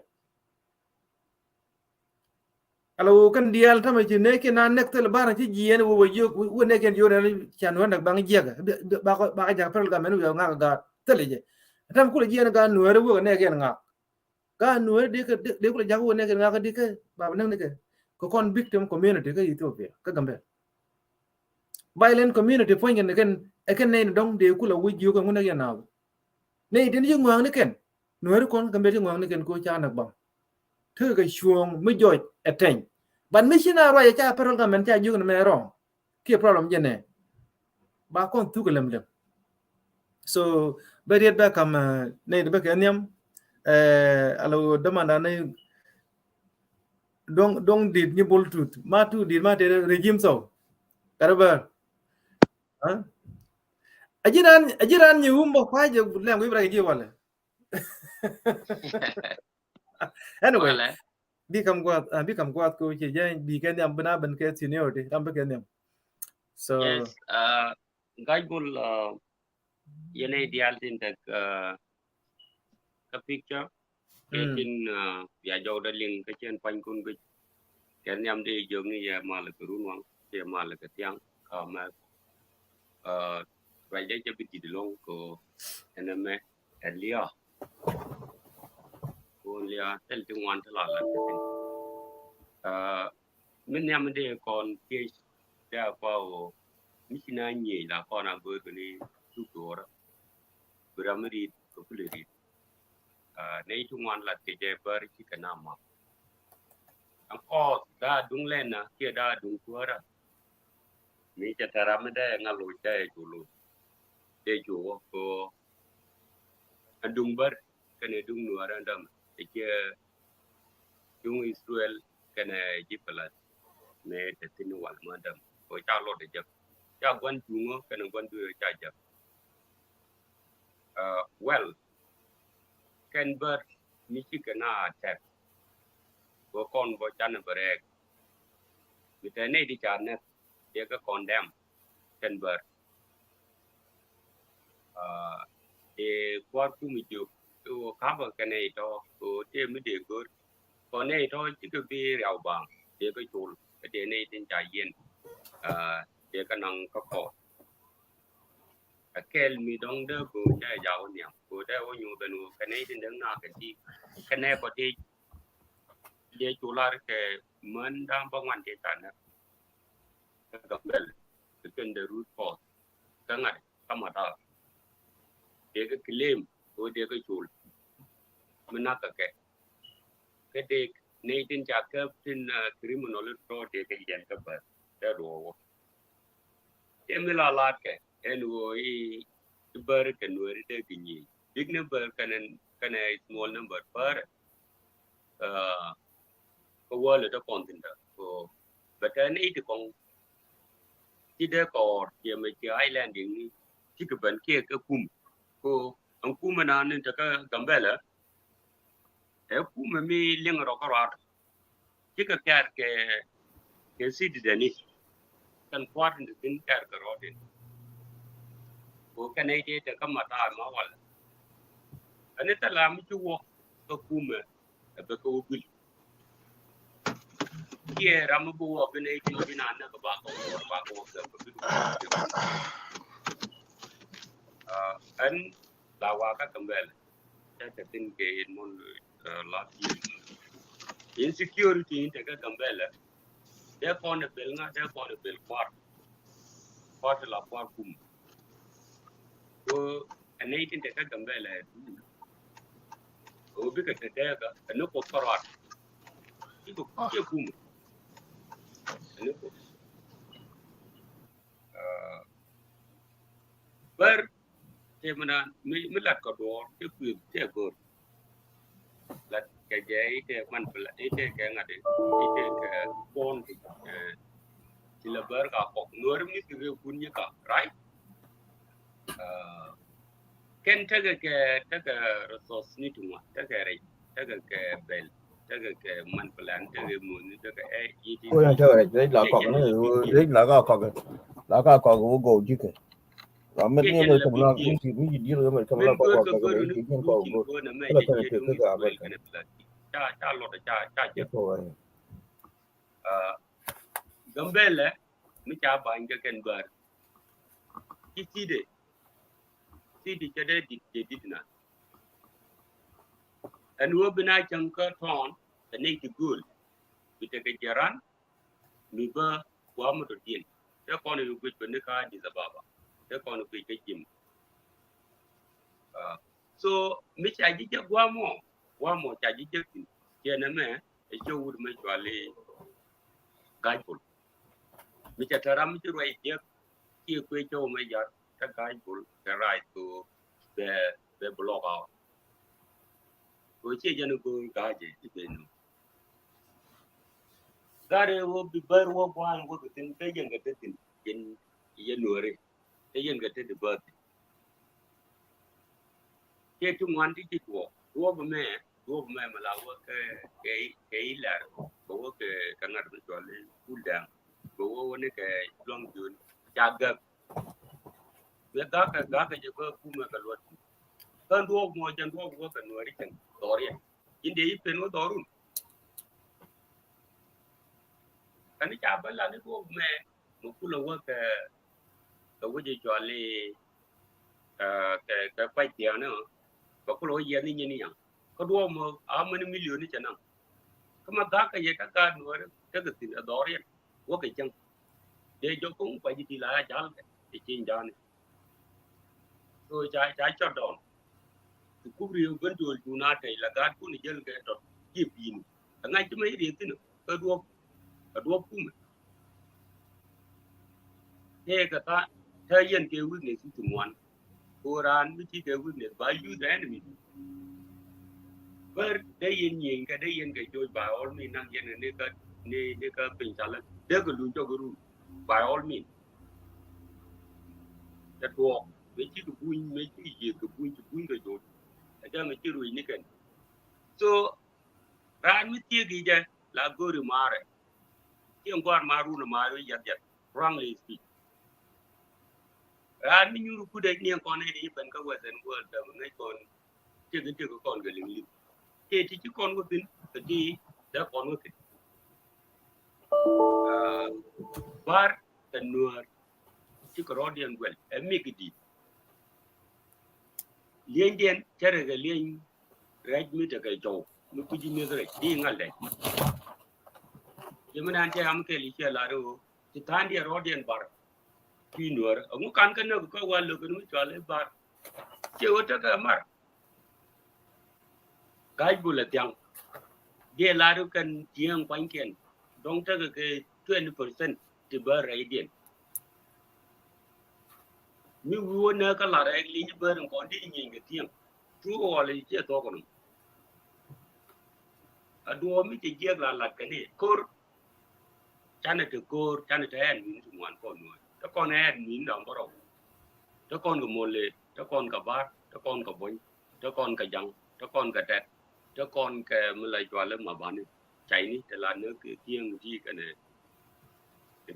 ne share so gambele again the last ko kon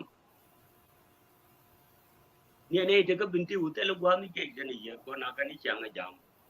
ka ne ta so de kon goro ban te mar ko jog dan ti ko kan am dan ko. Well, I think worker it look like kwele che lady che ku ber defend ka ngi menji to ka gambel chigana attack wan to aba right kon ke no right kon ke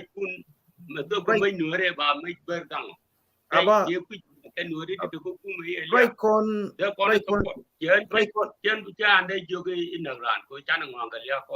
aba jene na you know ko mate ka la you were too far ko right kon ka current issue to ka gambel chana na ka wan to until gambel ka ja identify ka ber nang na so gor ko ne bi point bi ritin kemen ti ngai ko dong eran te yat ngula what is your position ka men current issue men na ka gambel right now đâu đủ che năng pin cái đủ nó rồi trên nền liềm ngược allow right kon ga current issue to ka gambel che ber chi na ka wan to until gambel so yed na men ka ko nuere u chi chaga attack kana banak for no reason ka ja je ka ben na ton right kon ka current issue so ngula position ka melero right now gambel yeah men la do en kor cha da kap de claim ni na ne tin chi na ka na ka gor ke ne ko de ti ba ka chul mi ka na ko lo chul de ro ben ko le bala ko de kon ko ro men na ka na ngu ko ne te chi liu ka mata ne ti abane pul dang abane ka makot abane ka kan wi bi ali jana ne tin ka ne to awo mi ki ye karan dia ka dong mi ku mu ben bi lar ku me an changa ban ma ka ma ga jene bi klim dia gan mi ki do chang la ro da bare baro bara mo do tien ba ji mu do ji ga okay ka chu le do ko ne de je ne na kan ti la chwa le sapul chu ni ke kwa ka bele ni ki kwa di ngai kon witness tien de ko ne ko mi ajene mi ko pan ko i wo cha pe ko men de ye ko pan chinai pan men lenga pan ye na men ta ma cái thằng pan cha gat chi ga maiด้วยคุยchi gan gat tol cái thằngมันpan le than yesterday chi ga na ban mai cái gambel cái ria chi ga cái jab go chi ga no chi na ban chi ga na cái nang na to ne kan kap ko to ne from one to until it abena gambel kan kap ko to ne so nai no am je won na ga na cái dei ja pin ngon na ba na right now as we speak de ngulen de now what ban na government ki de now ko na kana ta kan mai ngudele at the moment right now chi dola manan chi la ro e chi ku mo wo ja wa pala ke min wo chi plan en dong de la che chong chung ge je e je no de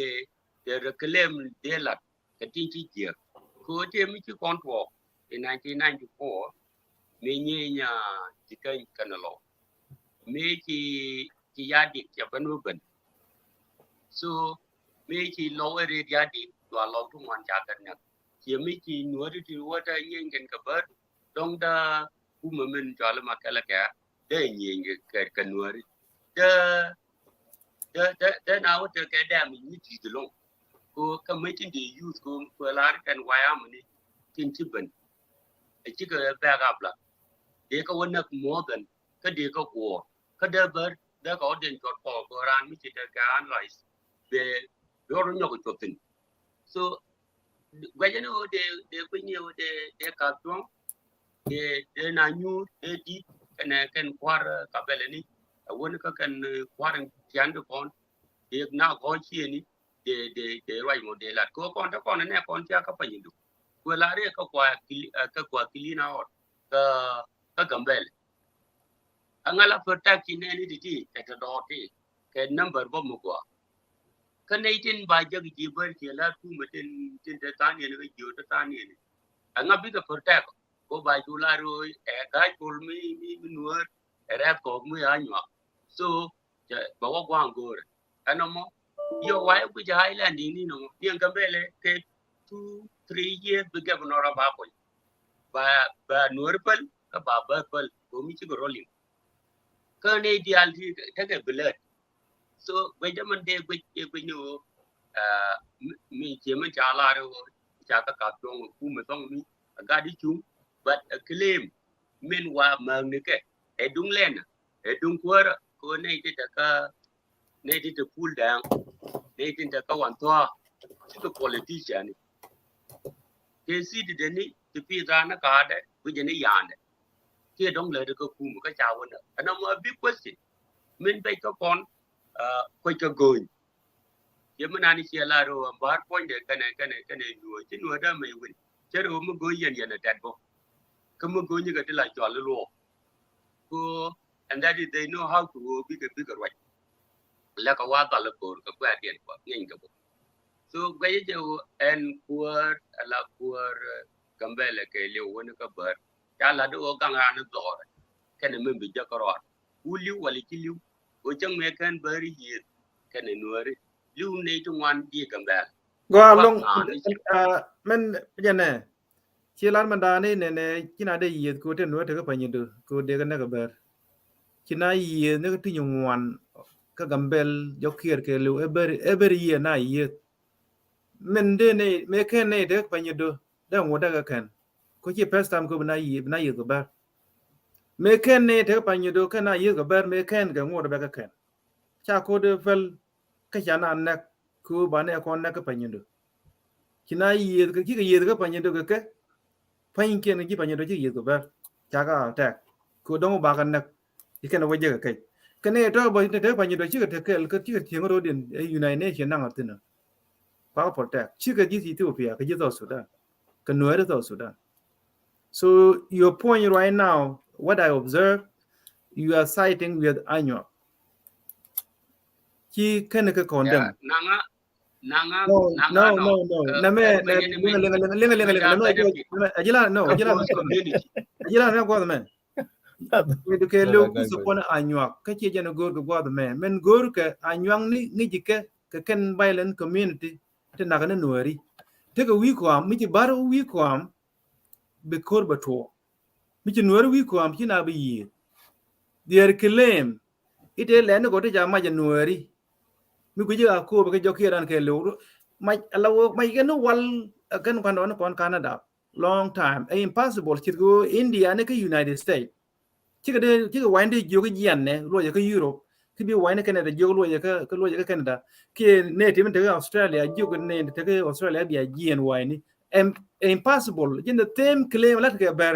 impossible la ber tem ka ne jakten len chen nu ko kon kwa war me dab je ka kan ka len mi cha ma je no no wa de jo lo jo so point la de ne awuna ne cha point cha clear so de kam ni ju ne ko cha wer ka your conclusion ko ba ne den dong ken ku riya my point mo ga riya ya bene to kong bi ko ka to tam we nga de ka we wat ka tam do woni jen ka dei pro di ta ba ta ka ru mang ta 15 minutes so my point and we go ani peace and we ba peace that can bear ku te amada ja you la ni not belong to them tell ala peace ke criminal ala terrorist na ber ka terrorist chi kan pi gor ko kan to ko ton mani ken ku yi kan ko do long men de la no go ani peace ko peace jen bi ne ala bi la ken ko to bi la ber tele no ru ba na ga so Sudan ken dia bi ke liu dia ka gambela ke dia lar bi ka la rot pit liu pit dia lar bar mu ba lar bu ne pit ba jo ngai wo jikan ngai je kai jikan je kai so le wo bi to no ri aga ben ken gar go ne pit ga kor je ga bi lar ken ku ka ba len community jikan de lar good luck to feel thank you thank you very much so namme tutkir wall I think he'll begin next line yeah and then you ben ka yen ke pal ba show ka uncle dakpal so Shagalo, any welcome to Kirwall. Well, I go I don't know. Anyway, tenan ling yana ling nei. Ling này ai con dia ling ye. Go de lari ya mala pal mala yana yen ka dak so nyuma mala ma chele ne dor chil mi che mit ke che bende je ka Ethiopia wi jongwan na pai lu jo go en men dia mat ye ma ku yen discuss o jen gor kon rojo gon pai lat bon en nyum duk tia cha gang ne ko kon dio je che lat go do no te ma ba chob ler ke je yo me kan ni jen an tam en tie ko me go ra balar me dong ling yen yen dia go Ling je ai. te lat kon ke ne ka ken kon lat kon ke ni cha ka kon cha kon jaga lao chi kor jaga lao ka kon ite en gwal me to kon tin chi kon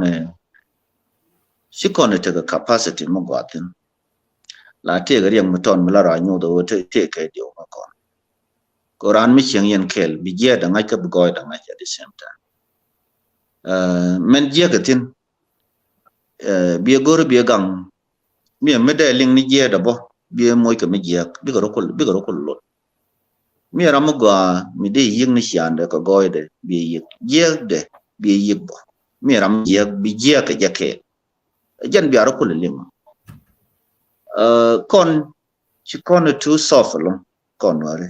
ka ti nywan very soft chi kon ne ti kai ka ja long lo kon a gwi ne milat kon do shim nyu kon ko kon re tam kon dia kon gan ware ti chi kon chap kwa tu dam kwa de tram kwa but yak long wo ne de ram be gwa de dien de be nyur kam dan jaram de ri kon men gwe jaram de lar gaj bul ram je pal ko de ram je no wona ke ya baro kulu mo ko la gije baramadan en baro yalla ka ke je en be kulu use en be chi mane bi chi mo ko la de je be use be je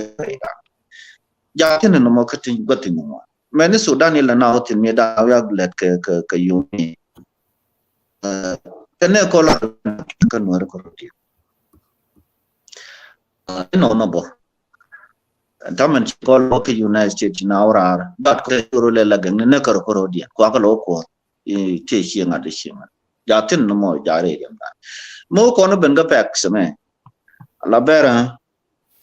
dore shi kan la chi dore mo ta chi dore de ko cha de ko ma to la ra na bra na la na me ko en nga je en a border dispute ta continue ko kan ber ka morally ka chai ka jang kan border continue ko ra nektin ni wen bar ku jëm ka jiken ku jëm baranak ino bokk ka morli ku jëm ne hafta ka jiken kana lo baranak ka jang ku jëm ka jong lay bo ku jëm yi bokk west lu do bi jang benek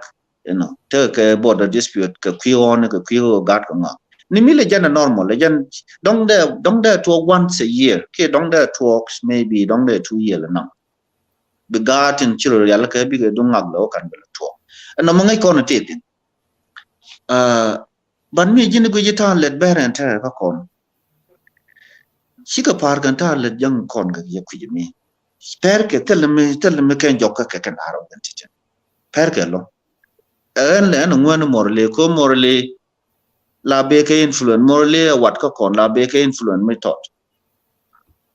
influence e wo mi che goro ba dor ban kan ko kon be dil ben ke li be ban kan be gwa na bar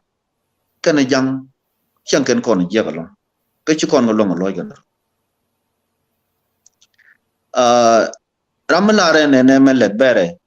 e me de pele je of course yin ni umro je la de to la na chol ga ngote cha la pe nyap ke mid of 2018 ngote cha la ga do tu ba na ba ka chol mi chi bara na ba chol ko ko nori mi ba chol ko ken ber ku mi ken chol na mo te me la lat ke ga lo tu ne mi cha la tin mi cha ben wo je wo mo na ta mo ko ne chele le de mo te la ma ba chol ko ken ne di cha ne cha bo wo ga di dar ti chu ko ga ta ko ken mo chi ken bo wo je na mo ku ni nan cha ber cha ga cool down from 2018 ba ka gwa right ku la ben chi ta ko la ben ko ga ma nya ben na bu nya ko te na ka pi ba ko mi cha to ki kan chol bar di alten ke pe yo wona ka yiteng na ka war dan ke na wona ka bel na kien la yo kien ka pet yok la ka kam ke la ka ngo ka ba ka wo ko ok e jir around finance no mo chu ber reduce ko mi jen we inde de ga longa jabo da chu titin no mo de chu kip de ko chu lang ko no charan tuk de so ko go ba to rajala di manan jinu na ge na kana tele de mi shibado mi cha ba kap makala ke dung Ethiopia ne ti wa kamra dole ka kana ko kon ge to tama kam kana kara dole ai la ne ti kam kara dole ramala la ne na ka ni ji dor ka ni je cheto ajan kulari ko ku mi Ethiopia ajan ne ti nang na ti na kamra dole gor ga biya ka jek bi sha ka jek yan ga da daro na yen manang na anomo ajan na ko non ta ko na wa ka kamra dul kien me kan to ko kon hor bo chan ki du no kai dul cha ya bor o nga ki dia wona je nga ko mo pal ke ne uri ali yen e dong ku ge unu cha le ga lo bom pal to pot chi ya cha ga do kamra dul mi chi kor ben jawe alu do no mo tactic be ma la ber en ki ba na ga yor ga ni vidien pem ene diale na ga nore ti cha yen na ka ne wel ngwan ka nore ka joko rodien ka nore te ko position te kula te tel ke ran security ka na ga daro te ko police ka kan cha yen na ka nore ngai kon ka ye nga ka na ne di cho wel kel ten te ran security ka ram di ka security ka ne do kon kula let ka te kula captain ne ka ne jero le te let ka ne te una kamra dulli ka ber te bun kamra dole na ka kam gara dole ka gambe la janna ko no wala an mo ne de ko no kula di ichina de yetin shi kana nak kan yen la ra yen wari ka yen na to ko yo mi yen ko la lo do bu kwar ke bil yen ngane yen na ko no mo jeri zen na ko no mo te tel pala le an ko no point no mo ko yen na ka mo ga na yitan pan yo mo lo do dol tien da do chere ngane dol ga jo choi kan de kien wo ko ma cha gar me te tol cha gar me te ado ke lo mo jen che te gar me chu do cha gar me te de woto alo pien nge ni ku yen ga pien ati de wi ta makala ka to point wi ka cha ngo go ne mo ya ran do nyoko na ki tan ki jok ki tong mi bi ne kor ka ne to linga ki shigli de kon ko lan ngo ana tala mal gor gan ni tala mal gor gan so no mo tamen gela rodum kai tembo mi ka tembel ni tiang ni mara ka pai pin ba ka ni taman lu no chikara na bon kan gambel enje no mo so kan tan mi ko ne lat ko no ne ite ka bar mi de pele ka ban malat ko la mal no be pinga ka chikne kon chikne gat kon pankien gat kon kan ne kon jo ko lo ji jo chi tiang dial cha lo ja ga gwang ka tin ke ga gwang ka an wana mo da tor chi tanin wuki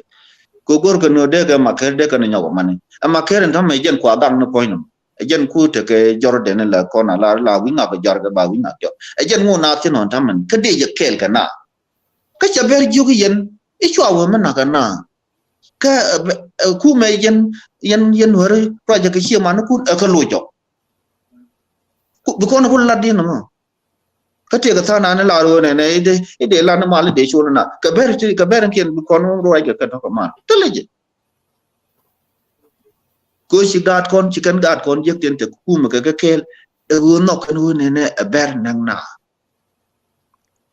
ko mi ju do mo cha da man na pan ka cha man na i lu ni jok i chu ko te ba ku men yen bi lo la te lu ku ma da den ko chi kan ku ma leng ngu lel kon ku ma lo leng jam so ra jamo go ro ban je ti nan ko kon ala bo da me ma te kon tin tam man ke Ethiopia jen sha saving event kan war mo ko kan war reality tin hien war me de lo and very unfortunate e go kon lo kon wo let kon me de ko lut kara de dien bu kon wo te nyin kon ni tiang ni kwa kan doli hi kan doli hi yol chi ko ro le na ke dung nya me te lo e je wina le yi ka kam kwa ma na na ro pa hang doli palga et ne kam me de ke jal ke shukin de ko wo ku yir kwa ma kamal wal de ga bar shu nek ma gor ke ne kor chi ro de lo ko ro de tam ke no bo ne ko ke dung men no violent at all violent ya mi jin gui kan to ni chi ko to go kan dol dang jok de chan ne lo do de ko te de ka na le lo cha ko lo nyo ko me love ke ji mon ban ke wo ne ne i chi ke nya lo le ra jo ma jek en kon no re kon gor kon unity mi go let us lam na ro dan ge ne ko kon human being ko kon gara chwana riam dan chwana gore ba ko pe nya ra de den bloy dan ba ko le te ke bu la no gai bu la de mo jek i jin ne me chang cha do mo ne ke shu ga ke shu right position kel ga ro antam man ci yene de chop goro ba chop tin baro de ba kam da de dia nya la ro de ni tam goro bna ba tin ci jin ga chu pelen chu me ti nya la ro de me jan tam tol ga ke tam ko ye kam jara pan ye airport ga cha ju ci bi yen et ben me te ke ci more tel gwa witin ci bi yen ke ne me kan te ke ci more I'm sorry ko ba la I can't care la ke ni je ko we know what was going on yang ni je ne da ko le go fan media chủ cái này cái nhiều nuôi chủ đúng cái một ba mi da kan ro da mi ya cha mi wo right cha mi so antaman mo take a doll badole I don't can kule jagaran yet ka got it in that anymore me badole le ki badolo and doll mo a was no re work making it no ka bijal ka betin kula ti lo na ka making la kala dum la am weji cha me cha tan tol ibi ka jal ka mek ka ji ati kelen kula fetro so jin me jin gui jakan to tonni la weekend me to la nyo to ko la ko na pel ke a joy do re ten lat ke je ge na wan dan bi ko no he ga ko chite ne to ko kien tin cha kon convince a convince me te de bi kon ko la nang me ne anta mu wo to ke ne de me tin tere ga bele de ka to a wona ga ref sep na ne ku kan la go de mu no mo de kan nyo wo na wo tin go right cái gor right me ba chao ni be na right ka leader men no me gor ka no bi ka na right bi kan ga do content ka bel ba ka yo na me chwa to yak ko ne de je cha me ka loy re kan dial kri je ne accept region ne uro man ne kana mara ne ka kan ber kan me ke loy re me ken tin kan ka loy re je la de ne ja ko la ka police kan ka man de ne la pol me ke se cha ko le store kan dial chicken kan nang dial ka de dial chicken kan nang ra chicken uro le la ra bol ka ajan ko le te garan man let ka anti corruption e wan na ka kwa la wonna ka di ram di mi shiram nan man let ka anti corruption ka gambel ke li wan na ka no ri si o chi ka je ki ka dor e wo chi ka na je ki ka dor kamu da ku kan bun convince ne re na e kon te le mi je le ne ka chi ka dor chi ko ro di la ka chi ka dor chi ko ti ko lo kan u di ala ka lo bon pa ta we kan to ne chaka la di chaka la di kan to ne ku ko la dol go mu ana thank you jan go ra de la All right. I'm very Thank you sorry very much. this is very dangerous Thank you too. Yin then. Con là kể là yo liang aja. Okay, I think di mo yo gwa do pal. I don't know mo kon ben pal ke ben yin. Pal da ben. Okay. Pal kwet. Ga neri yen leng yana Ling nei. ga show ga ya topic challenge dong la rak intro lan to mami ga ta kim ki te tin mala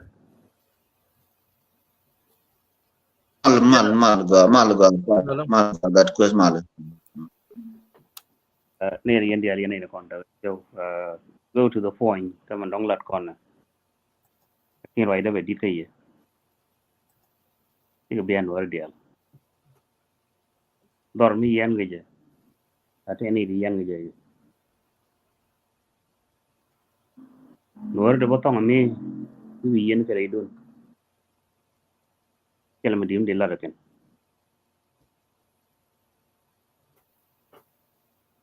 yen ne kon inshallah ga ja dia woga keten kana ina kwa hör kan sein sen wala fi da na kun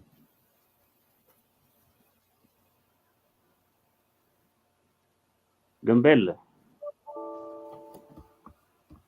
ti jin mun wona ga capital ga india ke do ram ke yin ji ethiopia ya kana ida kwa claim kan da su ga ji ethiopia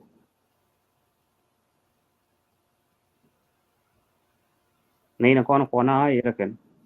yin kwa ne ji su bene kun da ra fardan mi sha yi mun da gwa la mi ja sana ko bi ga safar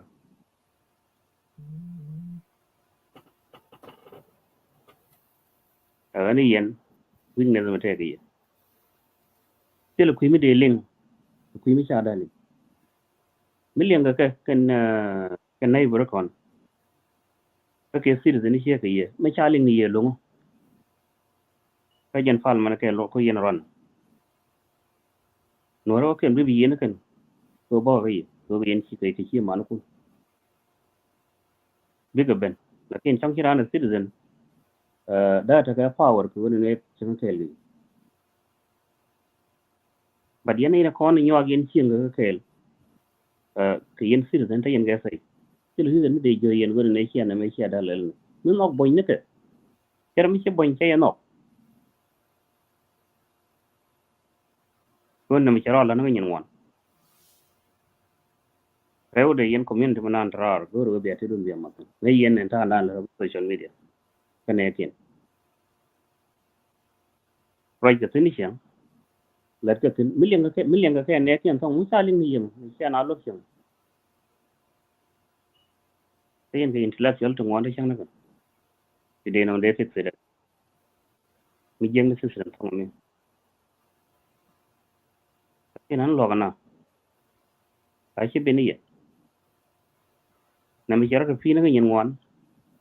na ka na baram ken na ba wa na kum ni shi adwar la ri yo kina kan ni al tin mi shi ka je na mo ker mi cha ye value ko system nan la din ma te ku dun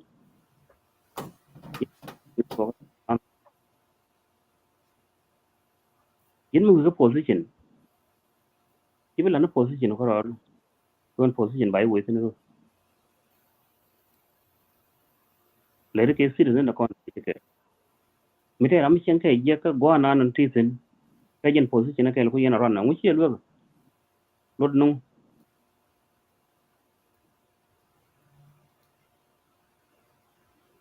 we coordinate chi to wa to na ko ngada na ka matar ga mai yo accident ana melat ke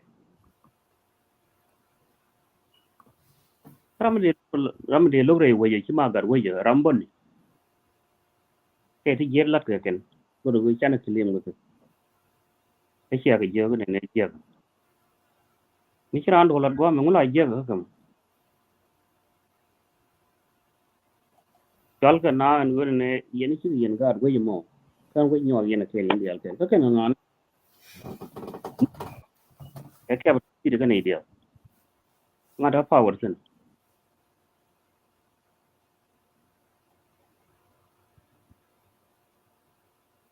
ani yen community man ra ngo me ko ro bien bol sen mi sia ke je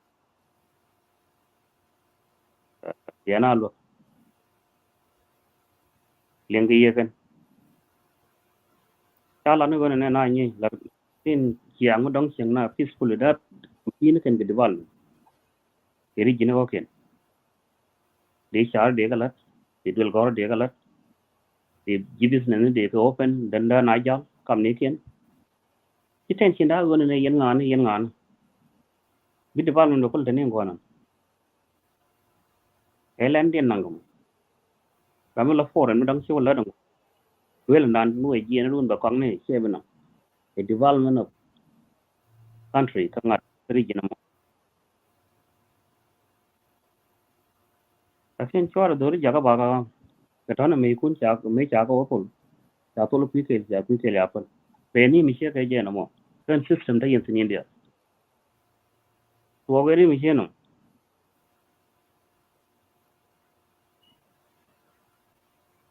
so mi che ke na ma jen ta ne ngi ke tuk duel ke kangat da ka so dan tuk duel ke ta ngi lo de ne chi ma ngat da ka ko la ro chi ke dia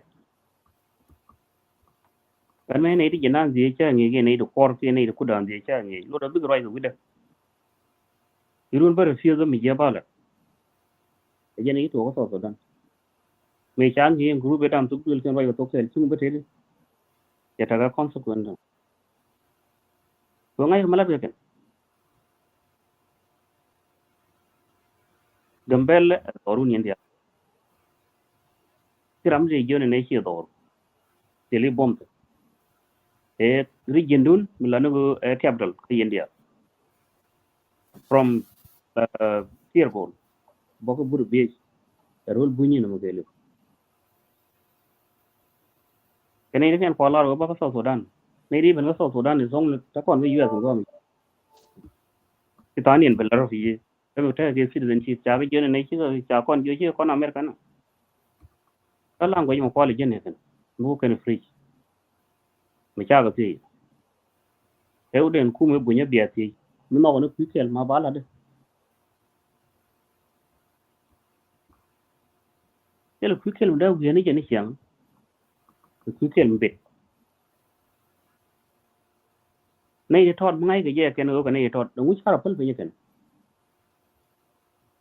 me ya ga na ken ku ram thot la ngai yen go pi number me ku yi bu chi dong nyin ram di da dwal ji ni ko ne ram che ke ram din che ke jen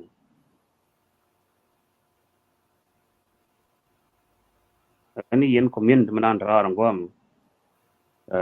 mar ro don tene che ke jen mo ya mar ro don tene ko man ro don tene ko ne chi nga go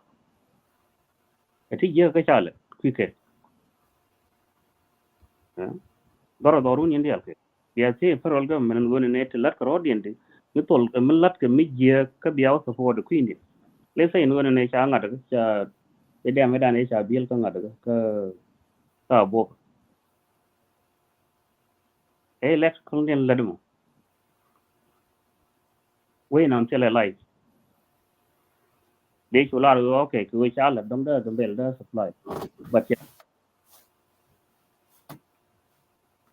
kalat je tiel mi che ga je no mo ku chi piu chi go bo ke re chi go bo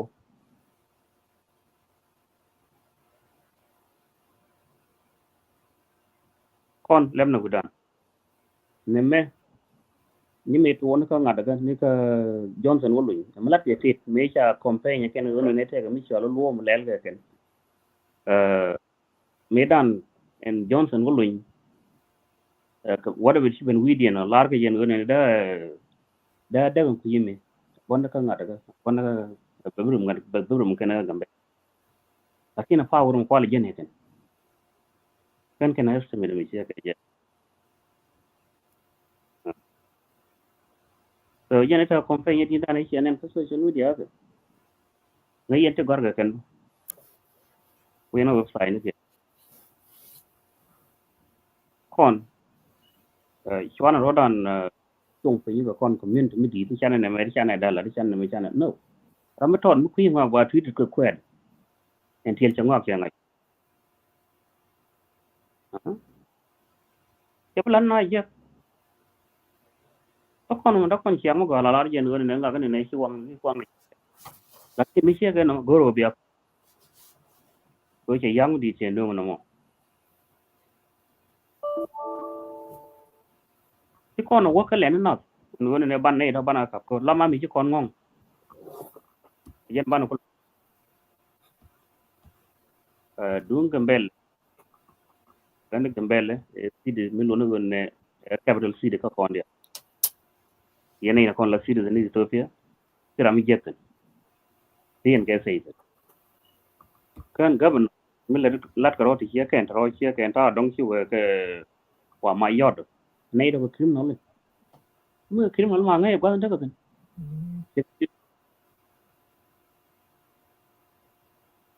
so ba wa nei dial de ba criminal na ka ngada ka ni ka mata gwa wa na yo tin mai tin mata so pa la ke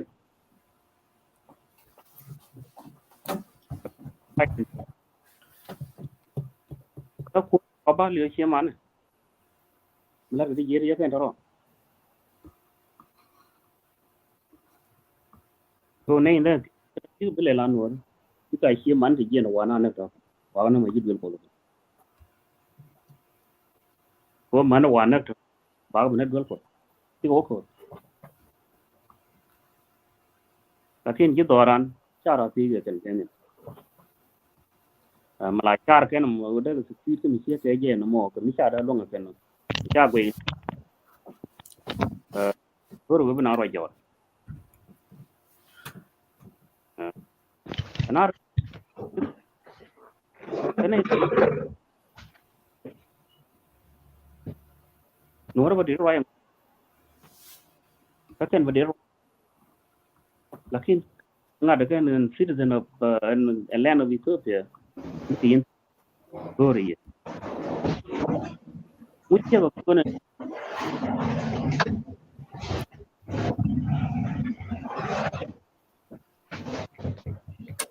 kan mai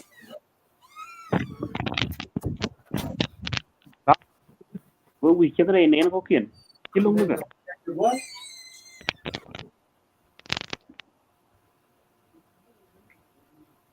Crowden way bo e way na cha biel je tane da gwadian no no di and fall sama goro bage di bage ko ne ne ko la official lingar hodi na kan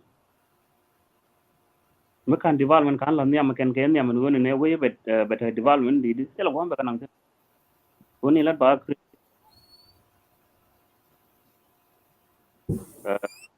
ke as a community nan dong ti tabla nuar dia alto yen ke roi ko to dun ne yen ken te ne di yan ki ken yen te ba chen yen ko fi dun yen ta ke sai mete mo je bia ka pyong la yen lakin chor de ko korina policy mo yen kan nen ko so dan yerna jago you can queen take can for now employed so pay ki federal government mulunu wona ne system Ethiopia pay ne dia mete ram len mi je bi jone me mi je jago ti ken wa wo jum ko lan so up to the point kan ne ko ni ja ko pa ngar video channel amana no apala wo ja ne yen ko manan chi mi de ne ko ta uniform cái này là lát cái nó ram la je ka video ku yugo ne no beliga bawane nin de te di de ni am buin ka bula ne ko chi ga ba de ba ni yen ne cha na kon ran gwana de la je ka ke ma kul go je gat ko kan nuere kon ne ka je chana ne ka amara kilil chana ne ka ko romya kilil chan nuere kon ne ka je kan ne be ja kon ne ka je video mo de wa ji ga bel ya ko ke cha kon de identify ko te ga show of ke course bay yeah de no ko la de ne ko to dul ken ngai kon la wala da nyo ka kon ta gar kon ne ka je ko wa ji ga bel ji na ne ke ji gambel chal ke ji gambel ji ga bel te ga lakin show yen chu dan kon de lat ka ti rong chro di lo do ka nga da ka me cha la da ken wa bam ne ken dia ko ga da du pe do mi cha do la da bonya tam bia bla go ne ga buin dia la je to so pam buin ke en sen nong chi chi ken ta ga ri je no nga da ji gambel bara kon nga yo ke ji gambel bi compete lo region dien compete kan development kan ne ko pian dan bi compete ka rodien wo nga an ti nga an ti je ken ne nong te lo ko be nang de lakin cha wa long te ne ko pin dong bel roi ta ko anh lần này đoán này còn mà đóng tô gọi rồi đó quế gì để còn điện cái này để chấp này chứ gì như vậy thì còn lại như vậy thì con ngờ được no it's easy thế rồi thế cái bắp đan cái bắp itu thì này thằng lúa bắp cái anh thằng thế này đi về lao gì qua mà dẹp vấn đề đó là vấn là bùn này chỉ có bao là bùn bắp cái lao về lao cái nuôi nên cái về per kiri citizen role bui you want thong as long no gen go bichen thong me de mo ne ka nga de ka run kan e ka pas kan wa kon e nga de ka term indian lo do ri ri bia nga de ka jam yes citizen ga jam so la lat ke dia kan ro e years kon 5 years ka kon I don't know about Australia ke nga de ke Canada ke you so tro ka ko design ke kira mi je kan go ngwa ma dong leave alone Ethiopia ma dir wo country ne din nga da ke ma chan ma kan ka Africa da din ke dir citizen tan kai da lo kan ne yen logana yen on la doli special yen doli kai te bala ro doli ga ye ka nga da ka che ti lo ta jok to mi reu de yen doli ga ko la ro yen doli jitan ke ni yen ta ka le no gonda lo no nyu na ga ye yen ga sai ko bi agin la ro na me che jen gore kia defend ka ngada ka chel nei sai kia ra jaga tweet ki jaga nei di jaga sai wai se kan ba fe no thank you ko bi ya la moi ka ta ki jaga ye na tong cha repeat bit of yeah thank you Paul Quit, thank you very much so yen tam ku I know the welcome Lul no that quest dak pal gat pal dak gatin ya linga yo be ben after demanda ni yen well kidu Okay. Nyu jani. Ke wada banin. Wala liang apin. Dia be liang pin. Okay, that's fine. And yere the yo lo te the indial che ne yen gan ma dial. Era mi ko jang wa ma tele ya ngai yen dial physically. Dong de thang kunu quick ka goida. Era ma de lu kujung wa da lul. Ko lul Canadian. Lakin lul yen de kujung ma ba. Lakin ngai ye. Ki lo de te. Ko che yen nen. That's a lot me. So when they lar ke dung kam lat kona me mi tap tap wo ba ka me choba be kon rek de nyong ne ge jek le kon bo another way around bar kon e dia right comedy era anti ko ya ga je ranu mi te yen ko ya yen je mi ki adap ki chap je ga ki ge dem ku je mane shankel ante kel mi ku la gai ko kan ran mi lugu ne ko ken ci do le pelle bila hud wi ne o ken madala kan wara jogu yene gelin ga jal yang me bane ga mer kam la kana le ne boko ne de boko mer kam ka kan ka ne kel ero ye kam men keto ka ber ka men keto ngu boko kel ga ne yo ka ji so Sudan ko nuor mi jele ga jal yang ma de gu pal jal la jal yang la wonora la ke ngu boko mo bigal bane wi ma tanken de ne ID ni so Sudan ti chole Sudan ka ID ni ken ka ne ga tuko community e chi ga ne kon rolin da bar jagla rolin kar hodien mala wida chara me amam bi kon liu kon ne de wi mon chi ka ne me jaga mani chankel bi bonde tin ma jangere tin any try mi de te kala na mo be tin bar jene be changaro ade jene man gore man de gore wode nyo kana bar point jene langu adot bel mi jagalon ko me yikene chap ka matar ga gwang aya ne ko yizu men chakon kan ngai de accept de mi go bara man de chap da nga de cham ne bar and but chin about kan bar quick ngok kan ngai kan ngok gado lakin my advice to you guys ran chi gon tare shi ya kuji lakin bar ti tele we ban tweet ke je de no kan a nyini na ga ke mila ko ne tele ko gur ko na bar ti kan belin an ta ga men ke to wani ma ga kel dor ne ni ga chen ngai chere ga malin chen ba da ja ba dor ne yen chere bare dor ne man ni chankel ni ga chen ngai to ko ga ma kan bar nen ga wang na man tam ka ngai ja got ken ka ngai ken gwan chen ne pa ngai ken mi je ko ra mala jen bara mi innocent person be wona kin wara lat ngula bara la do and kana ngai go bar bi ga ta their own country ga audience without human being kebe matuwa kuma ne bi ko bin mon gago lakini eti goro kan ba ga clear out akan ke terrorist de ne kula ga gadi ci ga terrorist aramela terrorist ci ram ne ra da ne naga ram ce da naga gadun tit naga innocent person naga ram don bo gwa don ce ga ram non ne kon bo naga je kana ro mi ci wo guji ka di ga lebe langa ni mo kon ta duwal kon ta ngi ken bar ran ga kon ngai ke yere janga men keto rai la de me chelu ngai kana kan gade di alan kon de wi nyum man ken kala me thok and I thank God ko would bar man buñ mon gude janga de me yoda man chankel ko nga ye ka nei ti no ka ni me je ni chang man ba de je ka lakin ne man gol kon ka ro kon nei ti I kon ne chwana la ne chi na chi na bin yin bar. There's no reason to make a politicized.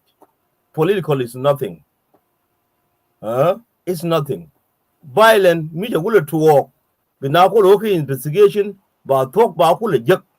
Bakula, okay, come to Quajan the mayor. Catch a jerk, a good year. Nay, this year to the door. But me can now come a good kind of mayor. A man who could give the corn bell. Quick on up. Couldn't wood it in. Thank you.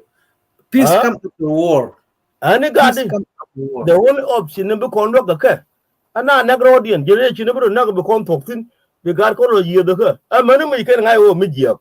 That's the only solution. Can I be talk right politically? Our burn a malel can walk a year naka innocent person. Nakaramisha the naga can. And it are nakan. A man yelling this record will your color, me can juggle. Cut your kelgan whatever. Duck and a nugbo. My name is Tony Wimon, chicken to go. Katendeken wiko am tendeken wiko am kamuna kan wa we tera mu gwa mela de galo bion pal cheer one day. And my question to us ala nori check kon nori da mai kon mo na wi mon de dien ne de wan ken ko Ethiopia me to wona yi de ne go ken me aba ne de kudyo mi ja 300 na gabar kan nori cha kul nan ne dang di ko bokwiro.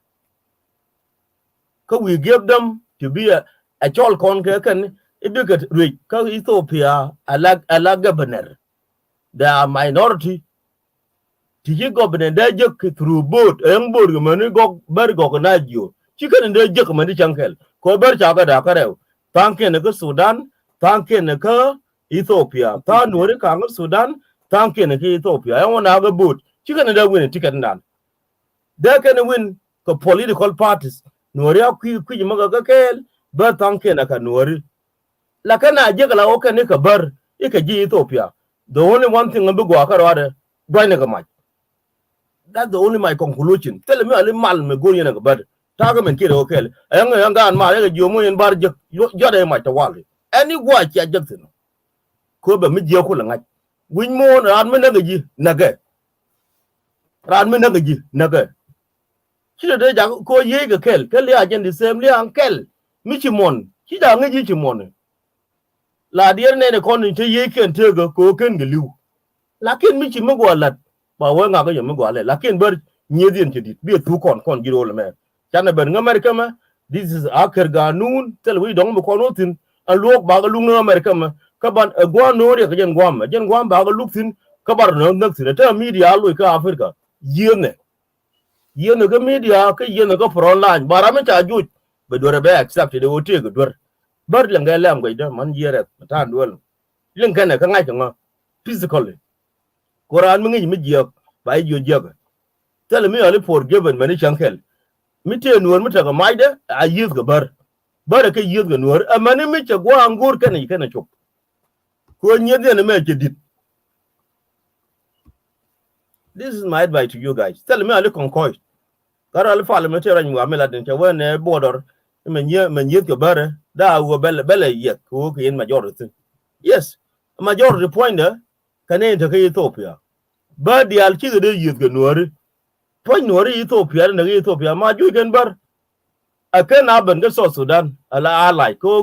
we want everywhere. Many America do concentrate allies. Which are when you know ally ko kon ally bo de ka everywhere. America mana continent me je ye de la take a business ka dir olun ba ka dam ne dar ba de kwikel ba ko la gwan nga kwijimo de ne ka kwijbo ki ka yang bo ne ken do len de jo correct. They know it and I know it. But ti gorgo ne kor tele me dong wo mat point ki ko no gorgo kom ala governor again Apollo president yen a governor la karamo e president chunu. What about Dr. Abiy chokula ngu ka chiega nan anta ka dis baba la president ngu kan ka governor bar panken ka minority ka Ethiopia nuore ka majority ka youth. That's the only solution ka youth mi wa lakin bana wo board be bar board kan nuore gambel ba ga len boke number tele ka mu loka na yan ke loka na ko na kana ene kon mi gur kon mi go bar no mi je go ne kur mo ko lari yi kon nyi bar ba ko nak mene kon ya America ba ko nak na ki solution a yi ne kon mene dien a yer na ne ki kana kwen kwikel del wala kon ta kwi yer ta ko kuma dial ta ga nang tin ko la dog na wi mon andel wal gam Ethiopia gam el ba ga da nori biga ko ke nang kwi dien bar bi de kwikel ko kwi yer ko kwikel ban de kwikel mi ci jen a yi ne ken again the solution mi ci be yet ma ko na bang aka yi ne chang 24/7 biga bay de jok na de na wonan na matar ga gwang ka de wo ga jebu ne ngane an chelling wo cha kwa ma cell phone ya go ki shoot bedial ja kwa pin ko cha rabar ne na na ci ga jebu ne ka bar panken ba phone get the same way but ken ci wona gwaji ga gwang kon ci de wona ma man ken jini survive ma ke dan je kon bikan ngwaji ne one day ken chang ne belar ko kweje bikan ngwai ni penyi ne ki wona ga ma ra nga ne ikile lat kap ki wona gwa mi je ga long tele palaga bigade respond but kwe chang de lakin kwi ken ngok long bar ti gol ke ne kor wo mat ka power te tin ki ko na gor ajen ken min no ken dor ne ka wo go na yo bi wo roi ka rodien aka wo rodien min no ken gambelo na no min yo ko ne bar ki kon mi survive man chankel ni development chobu wo gude ne wo ayin ne kon ka an te lok man bar chang among yen chena gor ko na kwi ken ngok long ane kon tele mel el ke long katir kon gi Ethiopia ti yen ka bar mi lo ko ne luga wa luk em bo nya wo kai chang e lawyer yo ne na kana ne video ne ken ga share ne na kana wa kala ga nuwar da kula nuwar di ka bar anga lo bom fol na nung beta malaga bane ran bare ko ne jinda ga to ngai ken mi je wure anga lo ken luk ne beben men ma pi ngai an yin ngai beben kamu we ben a gini bi bar chong ngai chong nan ma fi bera nyure ba tare role ne ko wi mon nyit la long me je ma chi tu ne wure you talk my heart so an che to ro ani kon chon la no to ko mal ka na ko kon tema bilenga Israel mi nye Palestinian Israel kel mi chana la me kyor be ne wal na ko ne die be na ka nga de Palestine nga de Israel kel mi am kel na ka bi ne die na ko ne wal amala barkel la nor kel na ko ma bangot ko ko kim na ka angul ko na mo adon mi je ga long don mi je ko bar chang ne di 100 people chaga de long nyuru chang kel dor ko won wor de ga nang ma o ka ko jenda ku daga bar kada ne ko na ka lanti ka kan bar woni mi ale palaga tele lot kon yi dia lo kul ban to wi mon lakin bar ti bi go lon kor tele mi dong mi bi go lon wi mon me ana nyenga ka amani wo che wo gwangor kana cha tok ajan bi go lengo an che rai long lakin cha so rai ko ne me lo na je ga long ni na ka men ngan gat mi je cha go je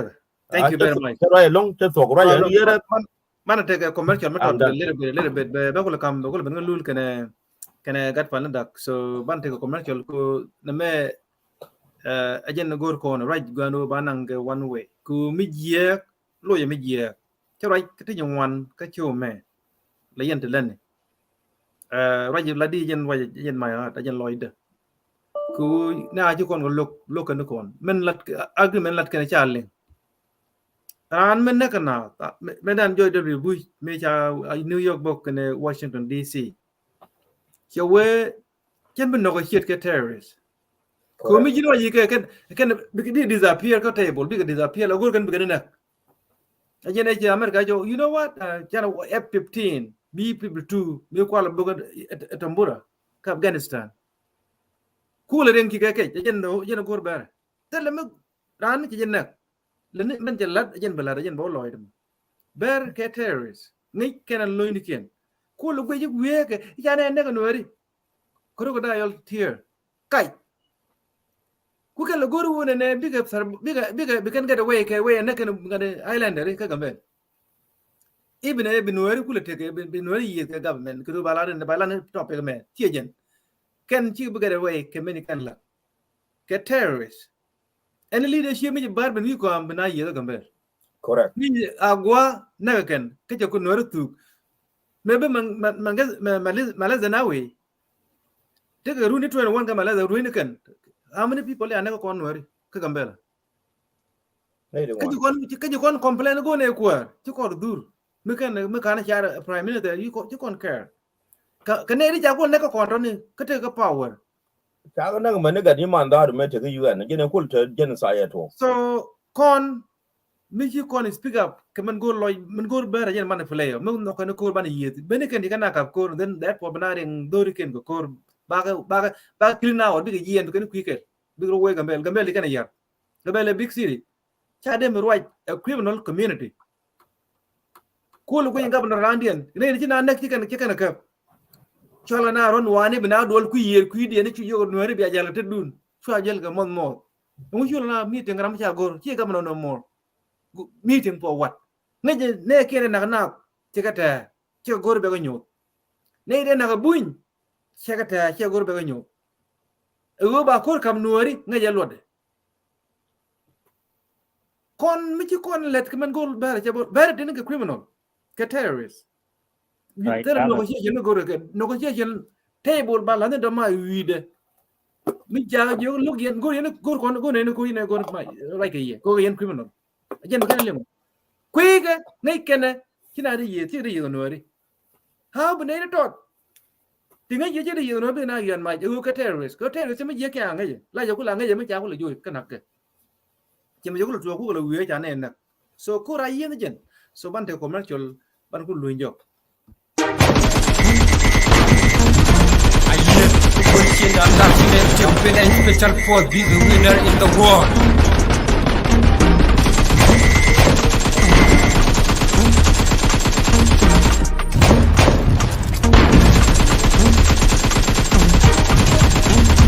Gambella, don't need I'm a deal quite a win. Don't need I'm a day young no. Hollow need I'm a deal quite a win. Gambella, don't need a long year. Ramadi young no. Hollow need I'm a deal quite a win. Gambella, don't need a long year. Conde Gambella, don't need I'm a deal quite a win. Don't need I'm a day young no. Hollow need I'm a deal quite a win. Gambella, don't need a long year.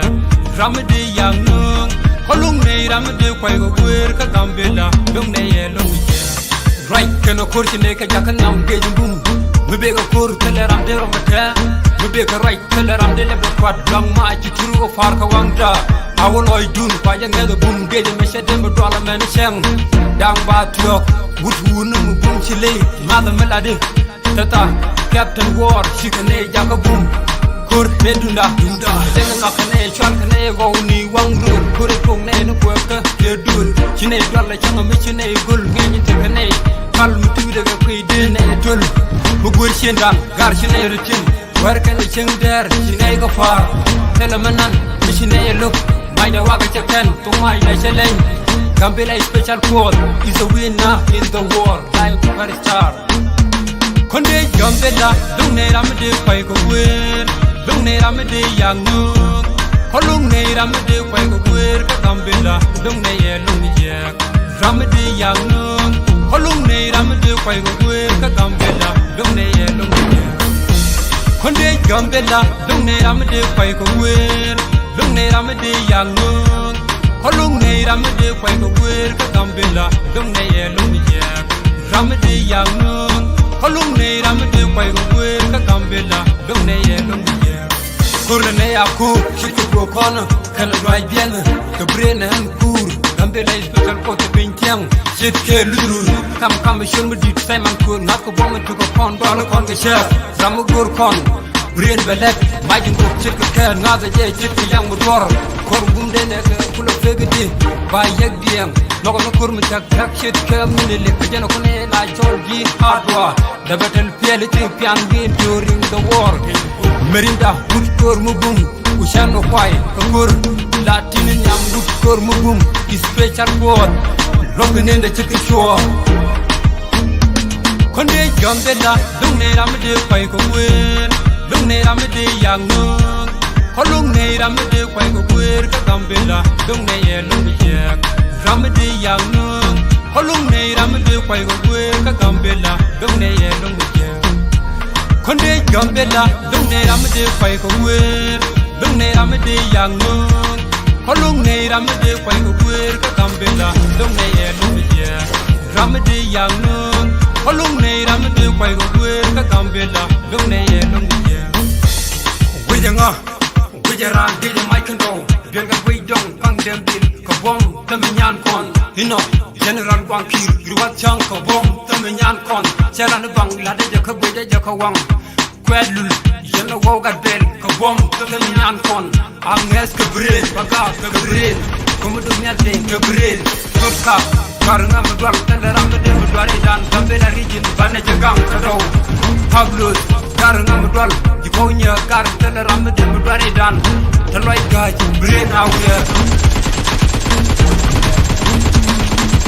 konde Gambella dong ne ram de kwai ko kwen dong ne ram de yang no holong ne ram de kwai ko kwen ka Gambella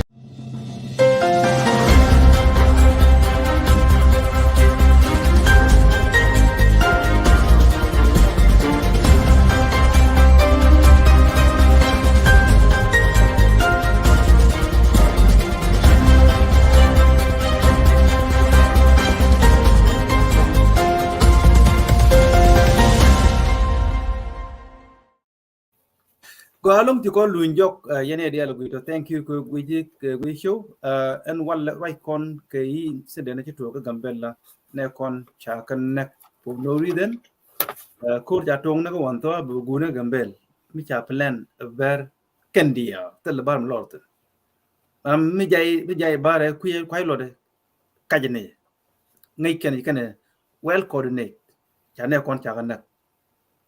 kanai tini ke jidoran ci kon kuon ga ti kon nyeken kon nyeken bu ma long de ba je kon ga nyanwar chen kon generation to generation mi china ben ga 21st century ci pinjiro da ci ta ya dan ma de ke lien gan ber gambela away dien kana nuari away dien away ena na mi ci be we de dien ci kan ki african ci wo gambela ci chengten e citizen ci de yuglo ni jogo we ba bi ten ele purity go ber ci raje ba long bi long kor ku ci kan wo ko ngot en ta gor ke Ethiopia en ta describe the constitution of Ethiopia ci kan gor men go loy dien ne ajena yen manalet ke jamu ni len ke lew dan ka lo Ethiopia len India ci teramone ni doru meti tin dabi tin doru gudong elen government mi chari ke je ci den lo de mo ndi yo de yo chara government ba dirit ke doru bay mo ndi yo bole dul bar dien ku len kwa on government ci ne wana ngai so no na ka reality ku kon ku kon do bolo ka more than how many time one kon long gambel chana de nyon na ne to te ke leadership kala governor ton ti bay la network leadership den be te jiru before ka lwa ti bay la network ka community ka ngada ka gambel na karo den na ka nuari agwa ku le barar ka be ka buy medan ka male de na we na ga ken kana ka nuari ne den ka criminal ka terrorist ku te leadership ti kan telemal they ti kan langwen wo ti nuar jo wi kwam and then ba hyang ga ku le nyot mi ti ka ben wi kwam bi randi an look bi kan gor kan naka nuari kan buy na islander gor kan mu tell understanding we want to road change Ethiopia a country elan ideal anywhere any kilildi latin go dwell na mayelan da kine nuar go tin kine go tin land etikutin elan Ethiopia land nuar tin elan Ethiopia pidu gwa chu latin bi tin elan India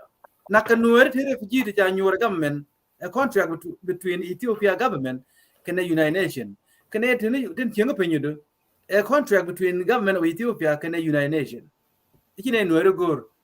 Nuere daga panyiro shi no nuere ya nyoro tin. A federal government of Ethiopia and the United Nations. Ko kere pejir beka to Sudan. Mene ber bo kere pejir te beka to Sudan ka gambela ngai cute kin. Ki kon kere ke ni ken ko bala de jire pejir. Kula na len India. Nuere te kula shi panyiro de gade te tin garundi 25 da baka tin. Daga longot ka nuere. Ki ka ber kan ber. Migur kan de me bi ngwan de kan ne ko ne kala la nuere kan de ga nuere anyo che de lo jo de yute de ko da ba ka lan ka wal be tin ne wan tung ka panye do da ba ka tin ga de ne tin kala 30 years ago de la woni de den ko da bi tin jen chiendu ko ba kam ne do kien rai kon ka mi na ngom ne kon cha kan nak better kan well coordinate ne better te ko wet be dia plan governor yen ne ken kan dia ko tele criminal mala duran mit bume tet raja chala de yena jen raja ka support all the time nei ten gor ken nyon nyel bna yet ke biga yet ke nei den te ko maitin yet ni makalkia kula national arm ka Ethiopia en chudol kana ka ma kot fan yu na ga bia na tu dien lo yog government che ngai tin ngi government che ngai tin no ga chuong te ni government at the time let ber ti ya ka gambe so nuari na me ber aka nyot ko kel final ni ci butuog nyok ajen cha roi cha bi fit ta na ti roi cha ci kan go ba do fit dor mi cha tu ko yek balel ka mi ye ajen be lingo te la terrorist mi la go ni pi je ram ne te mi terrorist ki ko mi terrorist bi use them and use be ku la je kai kuru chalat aken ene kon jokier tikana jega yil kur dara wo na wona gende gan ko to be dia tinde na yi ajene ku kana ko tambel jogo prime minister di name 1 month 4 week kya support ne din ko ne ga 4 week ko rodien tem go ne federal government tine makal ga jine go ne wona ko ne wona ke look government ya wo jen whole way ko big ne nyoko ne run ko jikan rolling muy ne ga 4 week makel ki abire be dun che ki alin ajen be gambel te peace leadership dia ne violent tel ga leadership ngora violent ba ka chengi chicken what guru ja gor constitution Ethiopia chicken focus ku ko focus the mind den violent mind de na ko go di so ko quick no more right kon ko bana chongo community dan na gwen ku ne ko ti yung wan cha mo board gare na men men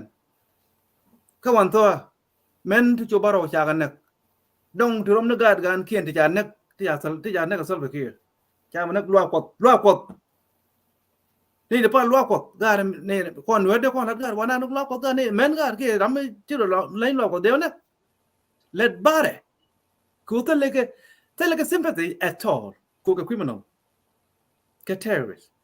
me yet ka na mo kwa la weekend men cha ku la nak gad gan kien cha gan nak kel ka ke ti ja gad kien nak ko sal be ki rom kan gan kien lwa ko pal ke cha ka bar gan dia won ne kien let the bar nei ro de ku lat ke de ran de na ra ke pit ke ken bar ni kunwar community ka Ethiopia petition benara ke Dr. Abiy you have to give us 1 month baga ye ke nei tin ga criminal chicken peace chicken gur ke je kain ko criminal kan kai ke anda mu ga social media right ke I chane ne ga nori ko ko da yol tier ku ka guru ne nori baga bi ke te kam ke pero ga men bi ye te jana let ken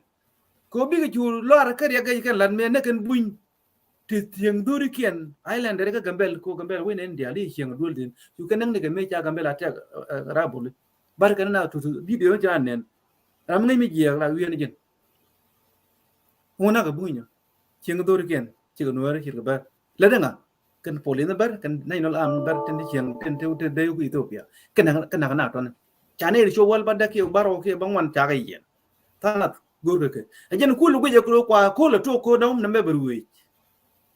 from violent to violent na ba le di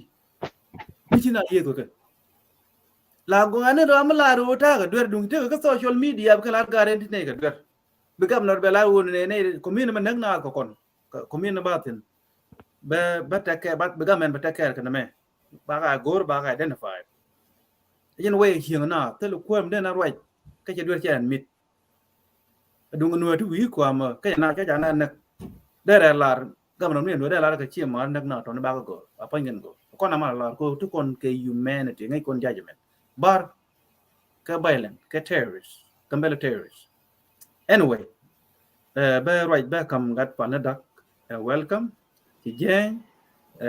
thank you for your patience any become you know what they like Okay, male yandel ga. Mango. Men ci talk. Aling yana ga. Ling nei kon dia. Okay. Ejen. Anda na mo chara re pin ga tangwan. Cheme ala ne ko ni bueno. Chara re pin ga tangwan. Chala re pal question ni. Ka do mer ko re fit. Melo no Canada kan nyom no lol ko men ne kelel ken nyam kan nyom no lol ko mi cha ga nyom no lol chara repeat again kara luek cheje Correct. la kara luek ko ne de chiro luek che mi lol ken nen ngode che lal ga ne lal ga che ge bole che re je dan la lal ga wi ga de ne kan bule go eje so me tok je ne bar ka ga South Sudan nuwari ta ga South Sudan anga lara ne bari gwe ne rol bunya wara da mani id nuwari ci retin rai ma be wini ka kon dial ba kon South Sudan ma bar ba na sar ki gudun da na fara ci anya gum ci ci anya gum jene na sar ba ci anya gum ce jene Jen. te ga ne kel nar we wana me jene ba na sar ba ci ga ba ci anya gum ko jene tare bar ce ambar ma tekana bonne kan chera ya gola ra bol bron na joj ne re joj na bo ci ben na ke rol buin en bon ne ci na ne ya joj ne ci na joj ci ben ke ci jen so we mo bar ka South Sudan ka kon ka ro South Sudan kon ka rol buini ka bar ka rol buini so tram bar bi lar ne rol buini we da chi nuar chi retin ko na ko campaign je na mo ko cha official bar mi dinen raja ka dis la de buin yani ba de gura da ro bi ke chanke ka amara ni bi ke chanke ka uromani da ro bi nuar da ka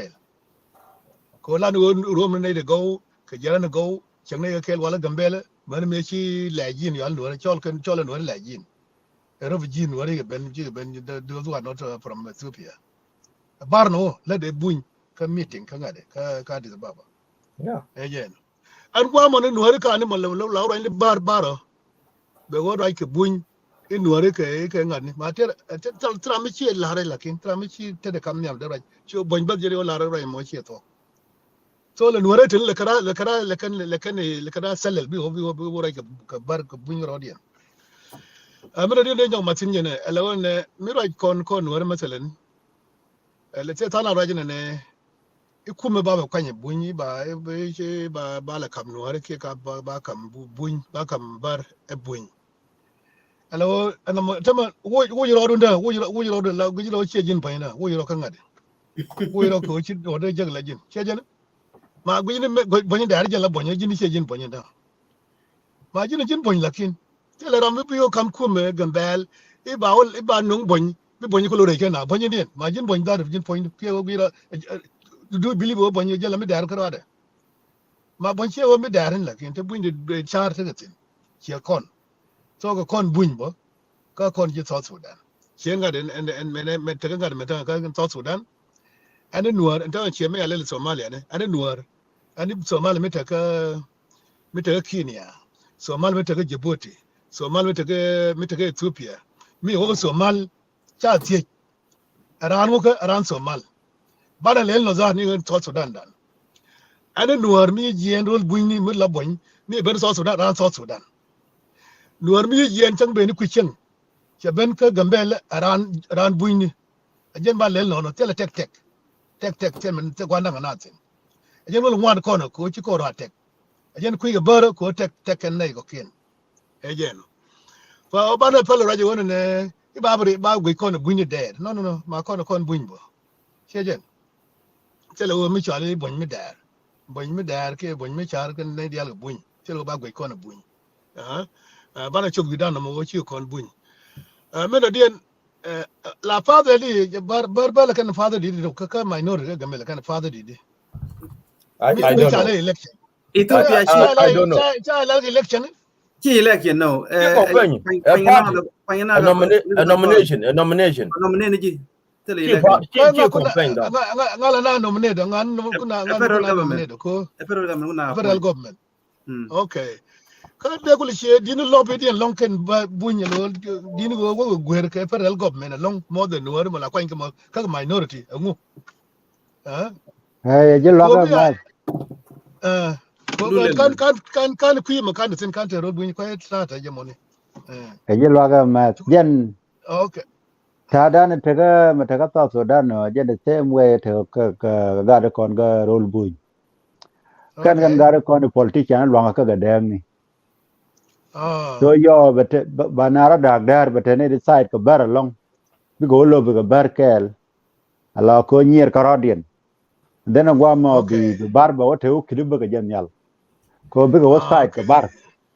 so ta taro to ka tin nyer karo kan gare gambel ci ko lo ga fi wani wa tin ku mo ni ko no mo ni da kan nuare gambel ke nuare kan ko te reactor ko ken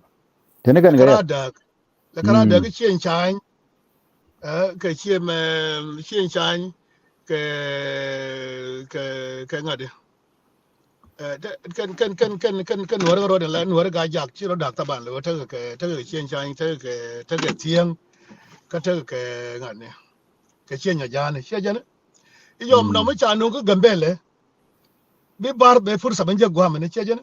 ko ci kar lingun wala panken ajen ko la ko la which is very good idea good topic no ma che fay no alo na mo mi cha lel no wo yen lel no ci yen ko ni big picture ndu to go yo chen o mod me ko cha lu julen gar ko ga mel me cha cho lu mod che chole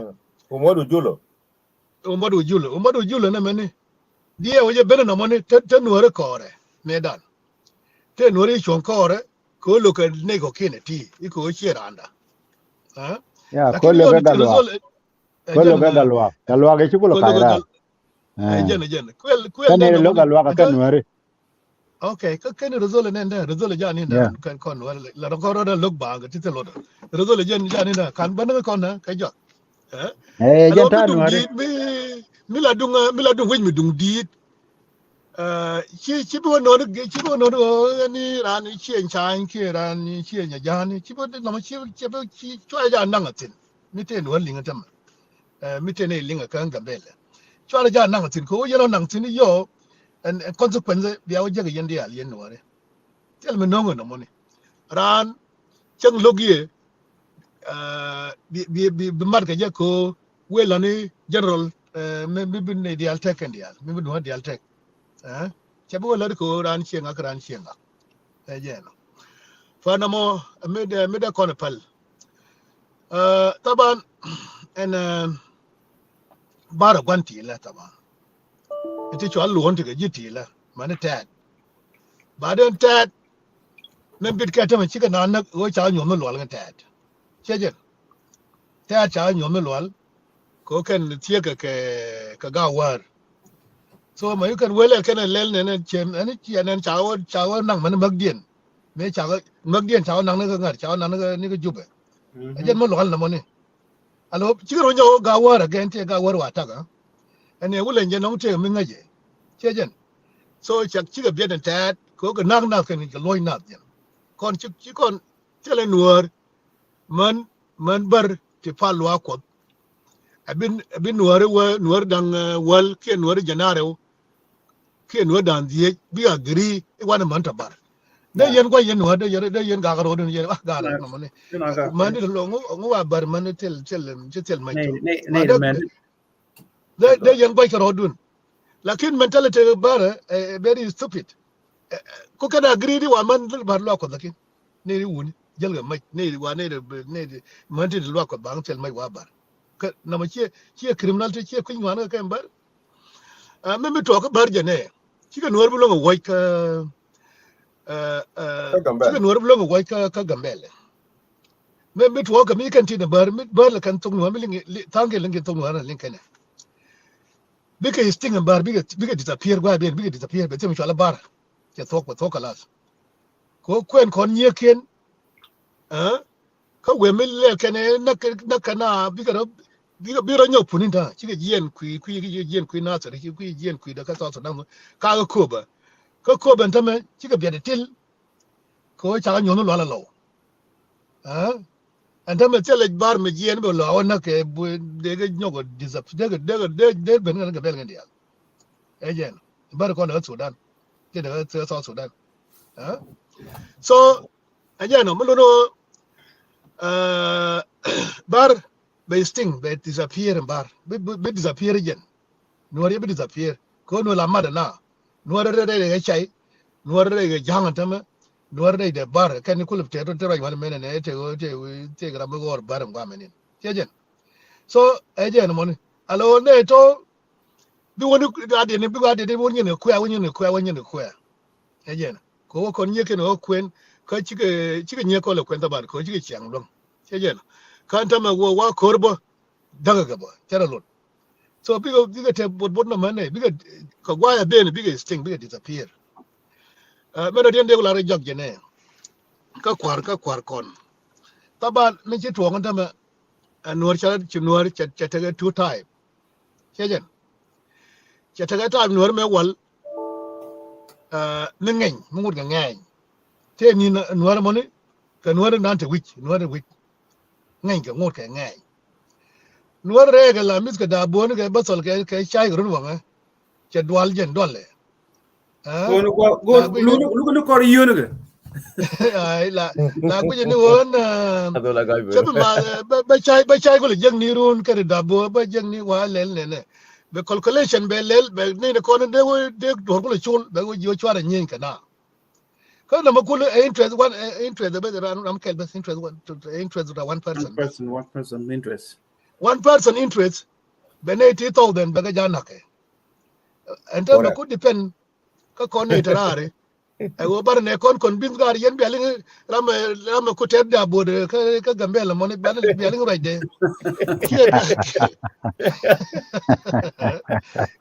kia kia ban ne bel ne kono chul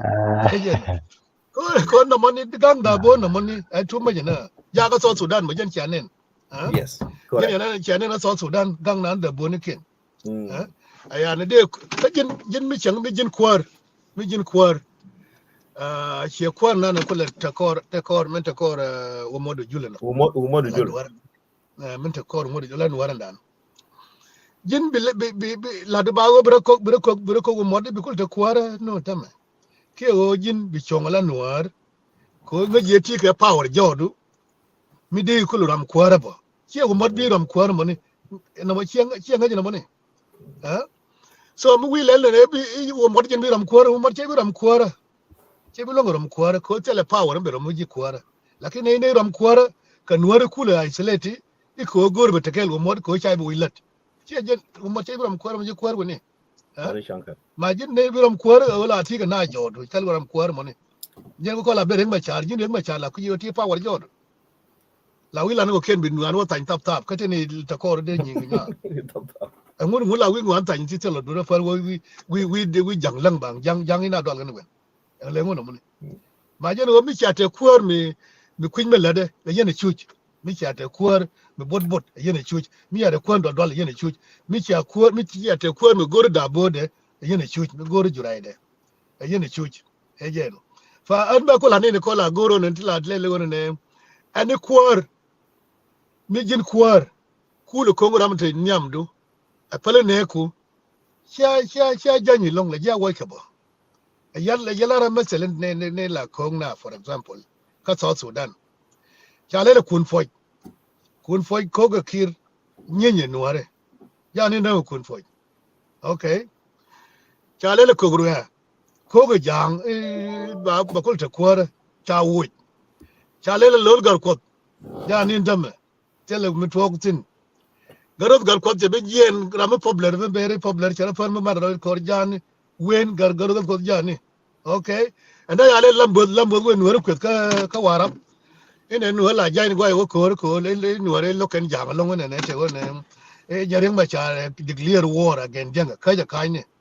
okay ala mo ba wo bo janna bo ni long ko jin mi ko bil kwor me ko ro ra dien ibi ko ta kwor cha da lode so akara linga ne ndia la ta kwor i ko ro jang ke ko yara bar ibi ko ta kwor cha da lode ba ye wutin so an na bane yani jin rai la la ke galwa bumen na jan wajen tokon ko jin Thank ni you. jin majority brajo jin majority Oh no yeah. no bana tani no ko Mhm. en mo la te on bar bi go win no go chi nara dag na chira da ko dag na yo mi wo bara win jenen bay ban nak ban man kun man nak lo ko ba to dia la kan be tok to so bare gwe go on ne chwan ne dia la continent la buñ ka gambel de nuare choro la buñ chwa win ne te buñ bi do ba la ga tele jin buñ jin bi dal ga mo ne mi take election ki take appointment ki don't ba system get by election ba den mi te nuan mi chungro de nuan dia bi chon ko re ya man ya ngade man ya buñ ko de gambel le ko de chon ko nuare kon and the biggest ngade dama ka gambel ne kwa yo jektin gwanta nuartin ko jen gon ken Tell a guado. jen so kon me power ka gambel en war so china de bot ko te short interest ti ko je lon ken jen fa ma fe wan mon thank you Thank you very much. Thank you, Doc. That Go on, one. you go on, wala. Thank you very much. So, bawoka lul garkot ba tam hid right now. cho gọi long male Malangwa. dingen jo da gwa jo Yes. malo lo te da long cha yen dial ne yen de ka podium mane gwe kon cho da jan cha ling an lul gar ko mut ne re long jen ma tuok doran ka gambele me be men chalet ka kon che ma la lat ka na kana ma cha la ma bi luang ajeno ko cha to kon chi kon de pal chi kon de pal de kon pal le chi ga lang ko jin mi cha to do ran thế mi cha to do ran che to ki ngule ro la ngule le libo ka nga ye ran je ga no eh var jen ta de mi cha ban ga leadership la na liu ni chang ala tham mi cha history ka leadership ni ken dia la jeno la mi je lat barabar en point de ko la rabar tele rodian kan dia la jeno molat ka tara rodian ko nga je ma cha ni ngwan chot ka je ma ka ke ku ko la tene di tot nga je ba point chuk ko lo goro be mo ya laral be le la me ryop ko bi mandane che ne ga jalat ba ko lo pa cha be la cha bi wina do ga te ko ke a jalar la de mo de tem mo de jala te dia la te ni je jadwal ko jen ma jur dial ci kana dwal wey ma nyana tine dunga ne ko ken tine ta wey ma dunga jang tine tala bar de kwar jaga ten jala lo ala yen ga linga tega ga tega bargadal tega kwar jaga na bargadal jaga eliminate ko jang tele ram pale ga ci jina minority ci riar bidong ko ga bete pe ni gwa men po men gwa jor tele gwa mi jiga tele kwar mi jiga baja kon majority ko le bi yak gambele mete jang tin tele bar mi de wote kwar gore ko jang taram pele ka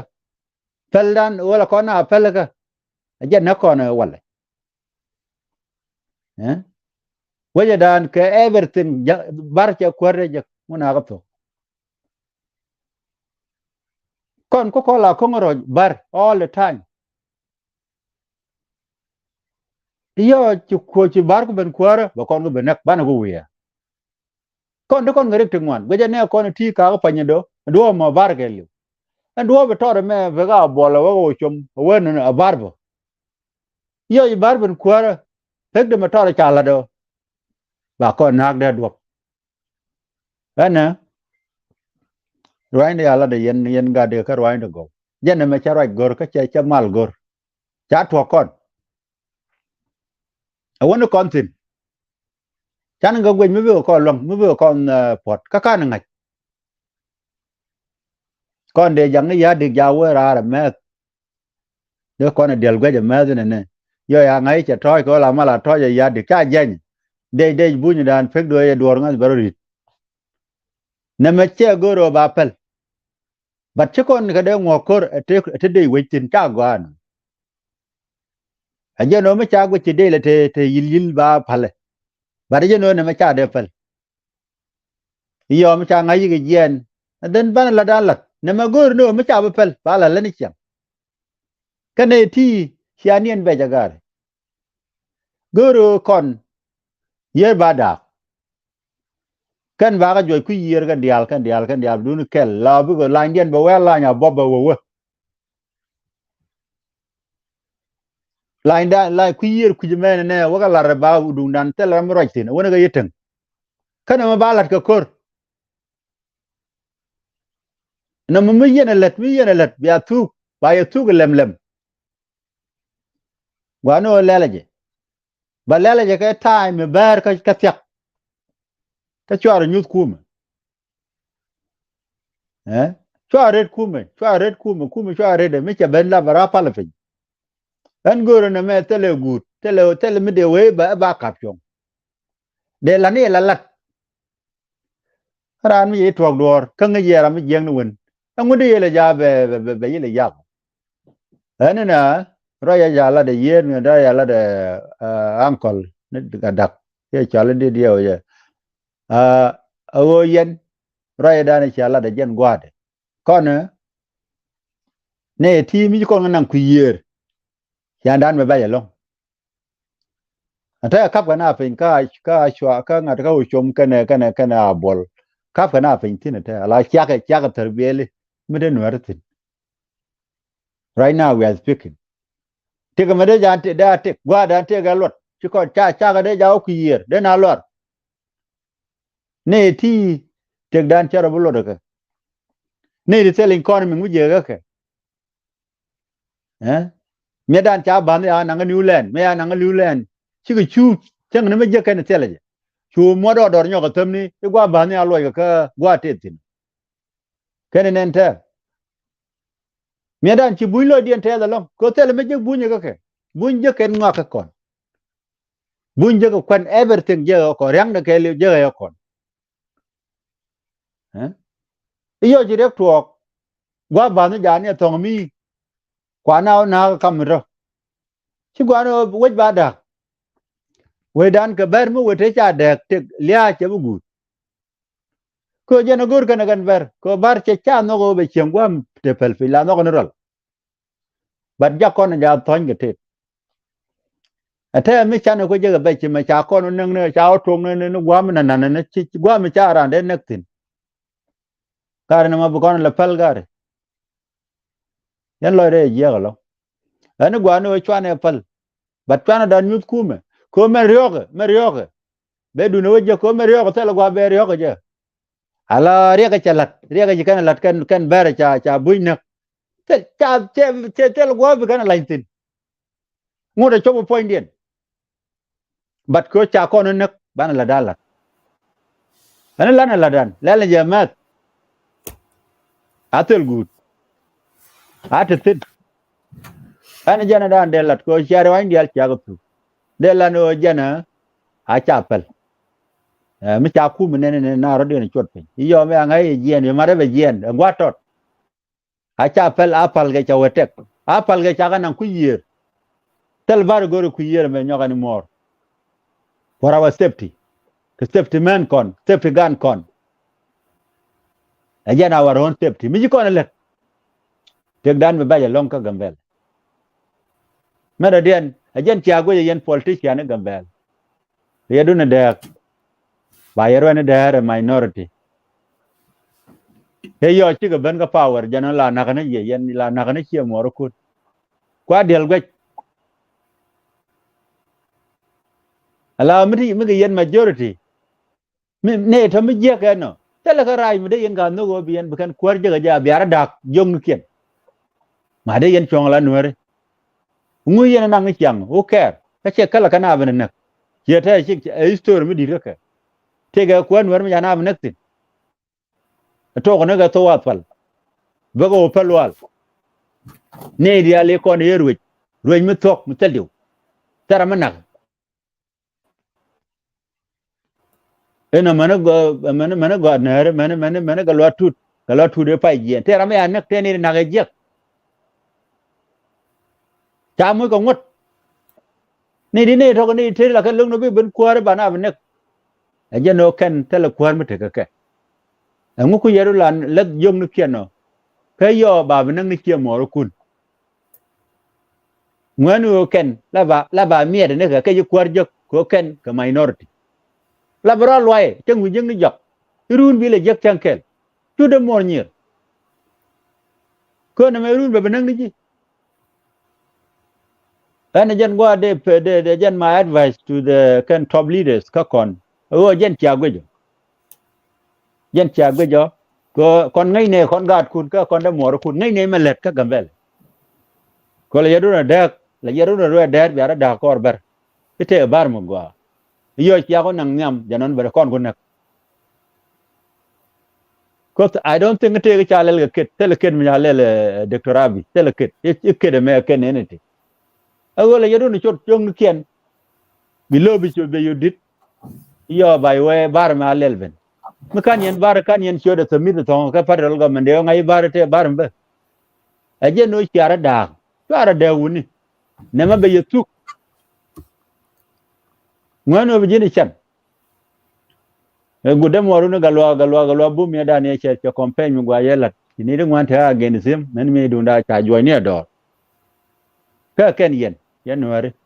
log yen ta janan me che yagula na go do ani yen an kan wo long bat yen be ja long ya da mata ga gambe la gare go lan mi di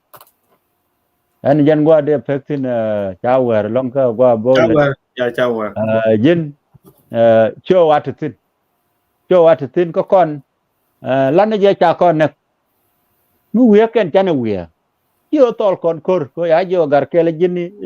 ngu podo na ka media cha jo power to the media mi chira la de cha nak ba ngai cha inak kyo jin kyo dwalle ko ngai mele repin media gwa yo kon chi ko nak bane la de chi cha kon nak ye dwal chana te ka ta ye dan go ro bu kon wiya bo cha kon nak ngai kon o chi kan koran lo bar jeno bu kon la de cha kon nak ane ajan gwa dan de pektin ala show ram ni jetin ko kor ngode ne tika lo dian to ko na chi ka kai dor man ga ka dor lo ko na lo ko no ka go meken ko ken chi kan nga yo na ma ba ga chop ko ne di 14 de ya nang 90% ka bar ya jaw yen ana ma dal ken tin we ken na me ba pon ken chop ajan we ga ro ya dor ga dial me dial ka dor kan ala go lan mu go na chinin yan gwa de pekti na no ko nyal de kelgi yeah thank you very much ja go long Thank you. yen lapindan chawar yene di al mitam de ton matin ke conclusion dere de kon sugar yo be yen to yen ne te studio be nyimanda na do da be conclude me be ga nyamanda so mitiram de do matin ki jiran to is okay ya de me tot ko ma ne lu la hour ko Okay. aro de gene pin ba jara lingra oh okay ba ne ge ba grind ya la kon pa yin la ko kon to ko no kon do ji do ran le la de lo ter me cha do char ga ken go na ba ta ai de yo la de na mo pi ko en wi long pa la tin go ne da ga lo iten wa ka do di ye da ka ga da lo ne de kon de to ko je ti ga ta tin na ti lo na kan go me cha gor go ne dang da ga lo jo pe pis lo da en chieng doran telu ko do di ben vi velet ko anan dong ti tin chú ý chụp gì mấy chụp sao rồi đó giáo tôi nó mình dễ cần rồi cái này cần cái chiều mà đây nào cái này đóng qua là mà nó đi nữa nó mà cái problem gì chưa có từ lâu điều vậy trả lesson điền trả lên là cái nó trong lúc người cho còn trong khả năng ấy rồi này cái về bà lát cái gì mình cái gì nào ông kan kalan calculate mi sia kana to bo chi we jini wala eti chi ga ben generation to generation lo da wone chi bi je na kana ko la di mi je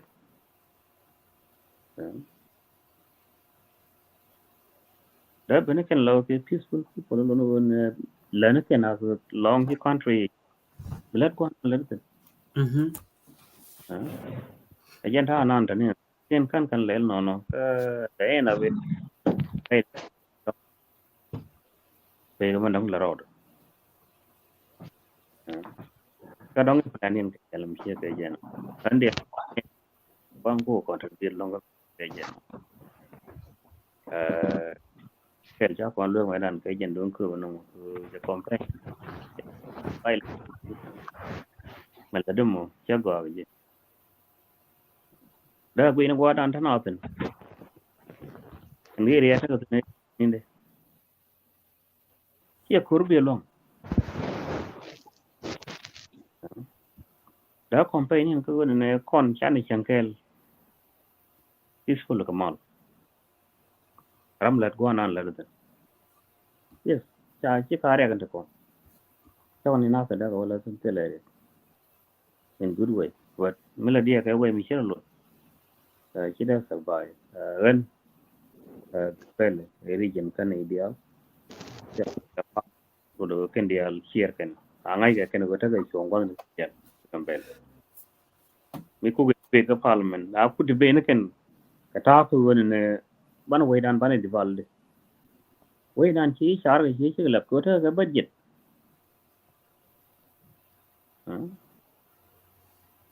lakin ko mo ga tiela kan sebela da we kon survey don qualify to chi me de lan dang mi chi cha lan ni wo amana governor ti ru yin gwanon ka gambel ya je fini ne lakin de budget ka dunen cha bo la ramado den dia lat ken ne kon la ju yen gar gambel ti la official queen kundial ko compete ka woni ne gambel be divaldi de achi compete yen ka woni ne yi do men nore bar di do men I mean bar nore ke bana mi she ke je namo when you are yen tel gon biaute ko we dun indial ke ma se nang de kambie mi she ke je namo lakin mo wa baile woni ne dong che chele well sort of rồi giờ cái lát me siro lo che ka ta nong far pa wala ang ko re dun dien anda lo ngani yen ke yenda lo queen do ko re dun dien lakin ne ta ga ko ke kan da lo queen ken Again. Ada kuara la kan violent. cha rule cha guru kan de la ro ne ke kwito lo dong dol ke and parliament he when mo na debate ne che parliament na debate ne ke parliament na debate ne ke rar wona ro isen mala je wona ne chwar ngan no ka ne cha ngan no to ngan ku kum ta ga tin bo sai la de di mi che ka je no so guy so cha ling ka yem na no cha wona ne chwar ban o dol ku yi ka chwar nyin ku ni chwar ka no wo ka dol parliament ke wo ka dora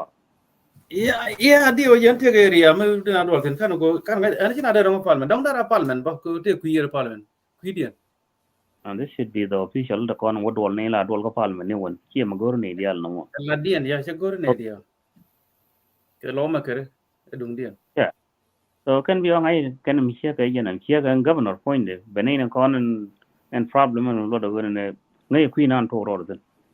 agenda ya kap chong ne ne be ba be kap chong ni de asin mele de ngada ga mele de way mi chiro lo wo luin ga jiko yen jiram nan ko na li chi bala ro ko kon ma ta kon ga show ngom lo do mi chiran mi jelar de ngai go lar nga ta ko re doran dan mi te ne hi jen chi dor wala la ngai ga yen woni ne mor len la jen do ngai ga jen woni ne ka ngani chi jen do yen do cha la no to kan the same thing ko nor mala ngai kon no ne ga ngam chi ngani jen do do cha mi je cha la da kan đó cái này đi cái đó đó thì chắc cái nó phải này đó ba cái chuyện này chỉ là mình chéo rồi lakin cứ chéo thuốc chéo làวันนั้นnó quay con nó rồi chứ thở cái luôn ba lỗ chứ cái phải cái này đi ăn cái gói chứ cái lỗ gì dân qua nó đẹp thế anh này riêng đi thank you very much Nama mada sina ga jama'a yeah Guy Palve, go ahead. nama mada sina mat alona na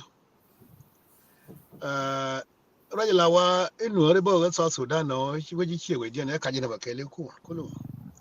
ko mi shi gbe inda daga da ka wi ke je gwa nu hore cha man je rol bunni ka daga da ka bodare ko mi short kenen short kon nu hore che short che ger okay kwer genga nga short nganda me ani short nu hore de okay kelara so short kon lara ni short yal ton short kon ka short nu hore bilo nu hore te tin a kan border ne daga ne ne te dag border ko European ke dag ngwane ne ka kwijen go ngane cha ne ba da kwi mane da kwi mi ejen ko kola ta ka ngada ka rol buini ka da kon South Sudan the same thing ka yi kan ngada ka border da ga Uganda ta shole ta ga South Sudan ta shole ka Uganda ta Turkana ala ta boza ta ka Kenya ka ta Turkana ta Kenya jen the same tribes shole ta boza ka South Sudan and ta boza ni zare ta ka Ethiopia ka ta ga South Sudan so na ram kai ne te won ne gwada ne ti bo kai ka ne mo ne ko shori ko na ger ni wi jane kon te kon kel te kon ka to Sudan ngur ke chol ke chut jane chejen ala te jang tin medan che yom ding ni nyar kwen ni to bare to le chi chun wore chejen lakin bi je won ne chi kon ker kon ba gere ko chane won sin chan tin kan ko be chut bar kan wore ba gere ko chin wore chi bentin chejen so kan to la ka ga to te ne bo so Sudan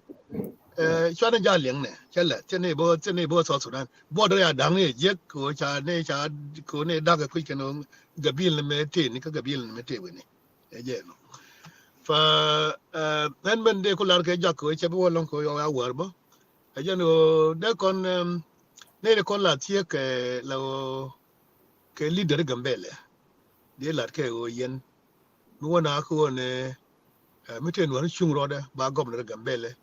chware ja o fus chware ja lele ko chiranda e ko long ne ro ko ni ne ro bo support bar go bi support bi support je result chanen na kan gar ni tiere na kan mane lo ko ba no no ti kon ka le na ga ke jinyire so ran mi chi ngach go gwan nyire ma bilet ka do man gore je Yep. so have to be very careful ko ne tini chi ne de ngat ko do la mu dek no ko no ko no ngala farwe ko ena imagine ko ko la farwe mane selba kire na na kan ta tene la bo e ne ba na ser ba kwiji kanyi ma ke li ba la me dar ke li ke ala me selba kir ke selba kir fa na pan ha alo cha ko tung farwe bo no mone ando kana na wale irun bo wo election ben ke wo ben wo ne bi governor gambele banga bi nuwal bi kan nyo farwe ba baro nyo kan gen ba baro nyo support so kon ba baro ko ala gen nyam bana lel di o le kon ngana farwe mone ka bi wol ko lel personal problem te tieni ba bi ko da ba do kara di no wore ga dillo so bana gwi no mo ani jan thank you Thank you very much. Yeah. Yen tin. Tasin Yeah. right ba gene file da gari da you da galat kana Yeah. kana pal ya good ke kwi gambel na ko lat mana nan da nan ti dun ka gambel chwa ko le la o gene ba ko la wore ke bon chwa ka sele chwa ko le kam bun ku yemi anje da ngon ke jen lal yemna na o tele kon kume ko medan brutu ji ko na allow yi kon system yi kon no ko ne kon de ne claim but yi kon brutu ji kon of first ko ti dia le ko le non ko ri ni ran mi kani po de wude dien be mon gu banda ke de mu ge chuong kon na kon ge kid mu ngai kon ni ro de bo kon den bo chan yi ke jiken ti kan de kan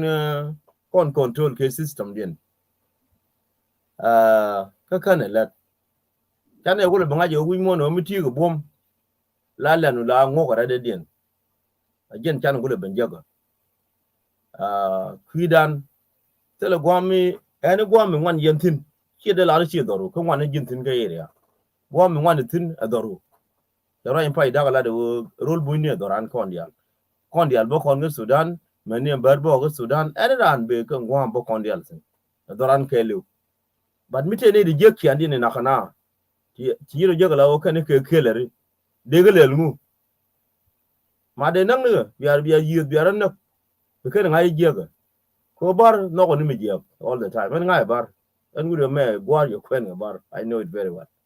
kin men la tiri ye gen kor goro mo min no ko ni mi jek gwa ni mi jek lakin ne ti be liang ma bu mon gudo an let chan me kure wo ne tot ken dung cheng ni kel ling lit a gini da ngun nyi me ma chi cha ga chung ta de me la ka mer ka ngwa me ne te ka ne ga ji wo je me te gwe ke cha na ling cha ga mo ke ri ani ke ni chang tin ber de ko kon fa nyo da ka ber ke ri ade mu wi dor goro ga ye ngai wo wi dor goro ne wo ken ta ga ta din but tell me chi kon fa a jeng ka la goro bi ki chang ro din cha ga nya din goro ken cha jal tang cha goro ken na ko di do goro ka de du nu kan na ken ni kan ne di ha ka wi mon kan ga ne yere mi ali yun bi me bar tele ke je a ko dipen ga tam nan ko ne ali ri je me koran ke de jogu ne eni che ji gur komite me gur ga jibo de ye kam bo but again ji naka ka chunga nak kar mo wi mo nyum to thong ke dore me yang lat kon me go ya jor gudi ni bai lat kon me kon na ke yir ga dol yan na kon mo ga bari chang 24/7 bete ga pe again tik doran na mo bar no ko kur mo go yir ga kenta me yadik be jen bo kum bra de tok bo go da meti ba ga lo je ga chang ne dien ke hal yir do ke hal ko ke ne ke hal ke lo je mo ya kume bi ga bar ga poli ni ken tin ta ga kel mi ke hal bi yir ke hal again solution bar no ko ni wal mi ne wang de mi kon len kon ke roi kon bar ga ne kon ne go ni kon ka da mer ga ba kon na ken chi solution anh em vào cái Africa đây nào đi thôi ni đua là cái máy đó cái qua cái là anh ấy thế là bar mình đi allow cái máy location ta thế này bar em phải check chứ này gọi ra có ngay check đi này qua element mình tự rồi chế cho vi môn cái này mình trên của mình cái là đơn thuốc lakin its conclusion and go cái ra đấy anh ấy cái đó con nó let it be careful cái gà đấy có cái gal cái nhện là gal cho nên còn bên cái chỗ kum bi da kum bui ni mà đang ngay con cái nào đấy chứ that đúng cái cái kum Sudan đấy quá chứ bên đây nhiều lắm có Sudan government thì rule bung mà long but rule bui ni rule very weak another way around mình có lao quy mà gì cái chứ go được cái government cái system I don't know chứ lật bờ cái đúng lật cái Sudan chứ cái này là mình quy bờ Sudan chứ cái nhớ cái bờ Ethiopia but bờ Ethiopia nhớ cái long còn ni bờ Sudan any bar man rule bui ni nhớ được tụi mập sinh cái wo khả năng nghe nè cái nào đom nữa mày cái nào cho cái nào giết cái giết gạt đấy chứ là cái mình đây cho nó cuộc cho cái đây là nó còn lên bờ cái mình chỉ đang ngồi đây chỉ vô cái đồ chẳng những cái lấy mấy đứa đi giải cái này cái chơi tan cái dia go cái ram go so on ra long conclusion này wo tuo cái đó thì nhây đó cái nhây mua có là wo cái này cái pháp đó cái chi solution mình còn wo giật qua nó bờ cái vì cái qua đây thor đi nó quan đan mình wo chơi vi điện cái get kia loang vì cái nhur mua con nó cái choai lên và con giật cái bờ chẳng vì what cái dân tham the same problem they will see the problem that's it so cho lại long cái dân cái dân qua này cái what thor đi cái bờ cái đi cái mai cái đó but the solution big right mua point in cho big right so anh ấy thor mà để phê xin chết rồi dia thermal mua con media ga cái dân để phê xin gaya kan red na kon wa ya la te me de ma tin ku ku dinan just dong ba 1 minute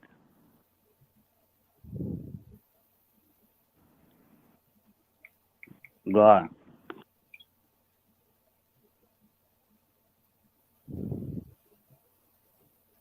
Liên có rồi liên cái gì do làm cái lại nữa mà liên cái gì cái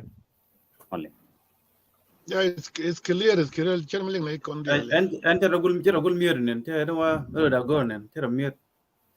Okay, yeah, có thể mất trong điểm mà tình cái quy cụt nan đang chỉ là nên cho tem cái về điểm mà Go alo. go hello dong ta cái quy cần có còn ta cái bel cái này mà jana go jen go dong da này cái mà tình question and man dong điểm mà tình ta mi cho lực cụt chỉ là rồi go của nó tình cha u lakin area dong ta nor tin wa tel population reg nan chal gambel lo population is dit cái gua của chida ke en gua mit cái population lo no ngai cái gen wa te nei thong wan sa mo je station da na ko tin e chong ba ka di ka ba ka ngwan de mu ba da na ina da jal ke distance me lo no wa ka 5 mile ina en ko ke la ka ngada ke la transportation Te la trobia ya te la car. so any area wrong ko wona de mu gwa am station dong da na ko tin ta ko cha da la gwa ke mana ina kon population with it namo goro wona con này là con ta có lón nó cabo ngon nó cái anh cô là governor chứ mà quay về thôi cái Canada này already. I'm not sure. Okay. So me run with we did it. So gara Africa chia với này đông thế cái me đông lên gì long. But pel way mon cái girl chari chol đông me sẽ bên ông we me ni wal. Sẽ bên we mà đông chỉ cái cái system là. So do thế mà dari bé wal là cái này pel cái gì anh thông cái gì anh đông thế tên. Ani gwal to kon la gwal kud te dan de Naath in ka ngara transportation ka ja ko ngon a sha gwa kere we yan gwa nong de mane tin no ga and thank you ka ru ran thank you ko china ya chi mo fu sa ke jen chi palang gwa mo. Yeah, thank you very much. Chagwalung yen dial chawer benatoy baru da ko gortia yor kan ndiwa chele la biz be ne ka bi bram ko wo ke studio ko ade ye churan je to bi ro da be ko ben conclude and then ba shubanga ko tamacha 1:05 a.m. ka Pacific len wana gan ka yen ideal te ka Midwest ke mountain time ke East Coast alo cha le long go mi talai mi long ko saban ka nas network ko bane nyang community dan bande ga leka ban right ka mi jitu incident to gambela the community na the chung kel ka ba issue go ka mele roda ba debate bina right ka and then be kon min go tin ko na lat min jek de man at the same time Shago along kur ne chi kon ban kanaz ne network so ani ban le jek chang rodian ram ro ko gagra ini dia tan Ya brother yen la roi na la de ta kon del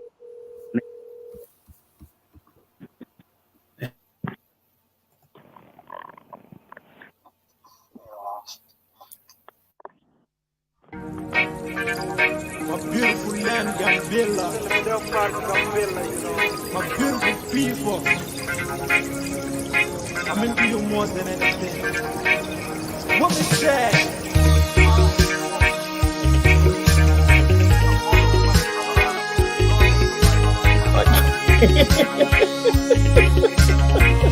Gà đi càng con kia cái lọc cái nó mình vậy.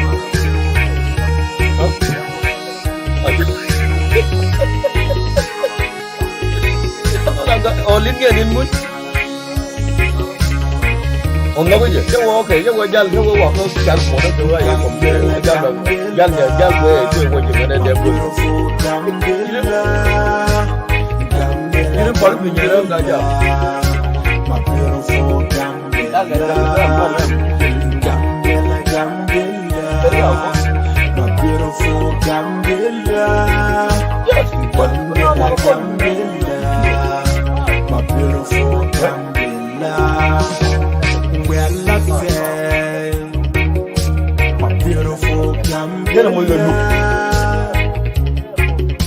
When I wake up at morning,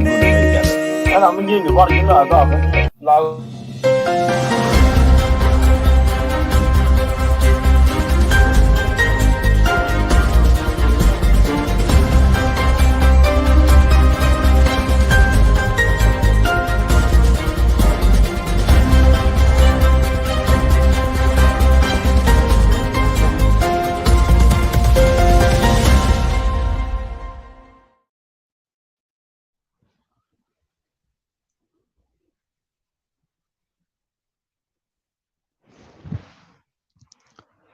Ngai bol mala.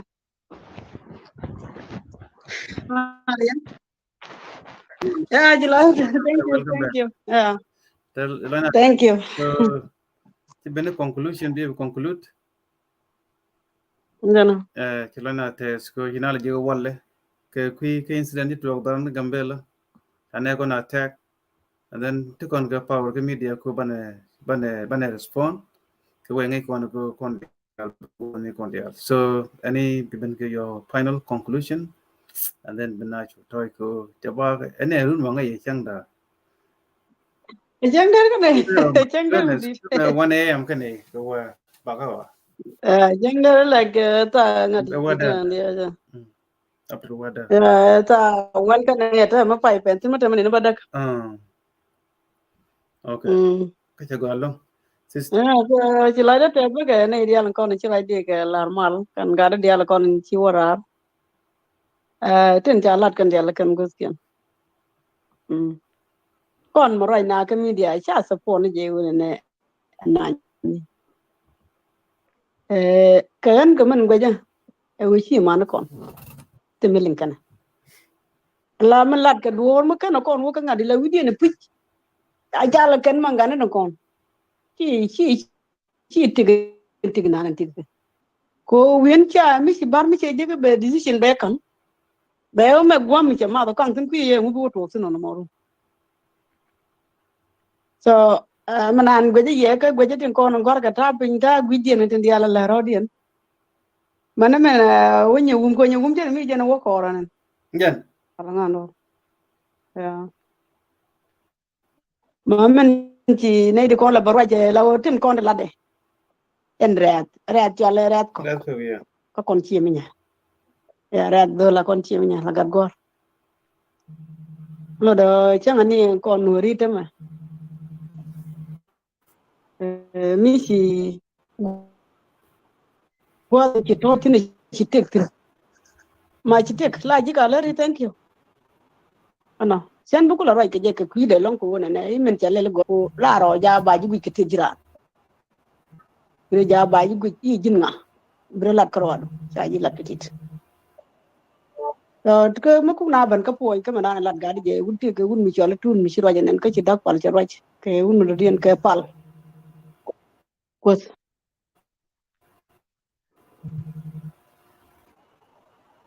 so ma na lat ke wun da chola tu lat ja nen de na ni of course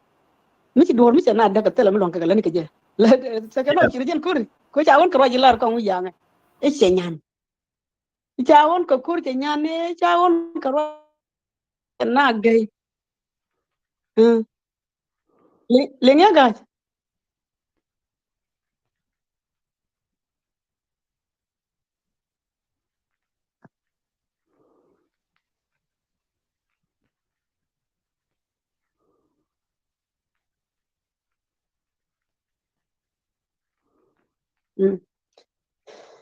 cha won ko kur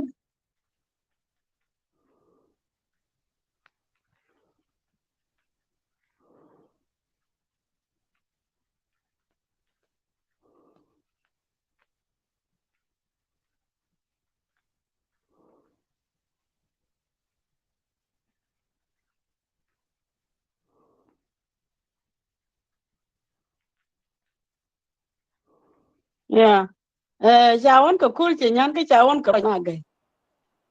na no ne da ne la da ko mu ja nga la de ka ne die kon te chol jalam ne ke wo ci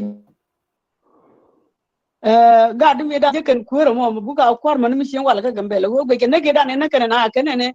ne na kwar ka gambe so ci kwar ka gambe le ci la ngone me te guditin ci la ngone me ci ka kwar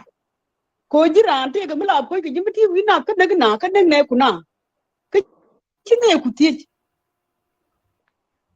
nguna ka na mo ka mu to ka na ka ne ne ta wi ko so wem ci bel bet bu mo ba ka ci jaw ba ga jabi ro din je yin la ka nuri so nuri sa ka da na ci mu de ga jien ka gambe ci ka bi jien ka nuri te ko de joy ka na ka pula ka na la da nuri ci ka na te joy ber ka ga la ci la ci la mu mi ran la ka da ni ka tu de ta ga jutin ga la ci la tin ci ka juja ber ne ka ma ka ci ka juja nuri dan ne kan ko mu ke ne ta ci kula mu ni wala to dan ne kan pin ka ta ku wona ne ti ga tan mi ci du mu ga ber je du mu ga ta da puce she du mu she ro to akula wona ne du mu mo ba dil gor je ba ji da bare ba kula kamra ran du mu wa ta ga ta da na ba du mu ba li do ba no ajan wo be jien ga ke mi ga ka ke ci ka joy nuri on mu kuna ban ka ta nan ta kana kana sare ne ne ta nuri ba ju jo ke jimmi jin wut jin gaj jimmi jin wut ke cha ju ne ke point ku do you think wona ne di ban wut ku complain jo ke ne ga kur me pure kwala ju ye che woni ko re da ne kwala ju ke na mum kan ne to do kwala ju gondo ne no ko chi lan kien gondo no kien tie kon kan gondo no kon chi kwai tin woni kwai de kula complain to wale ko kon ber kwai de kula complain to wale ko kon wuri kan chi kan ngutin bo me da ne joy ke a jen ngutin ma wala gambel tel nur gambel mulat kan je ne ni na nong nuri je na ni chi na da ngutel e wo kan nuri chang na kan nuri bar e chang cha nyuak la kana guje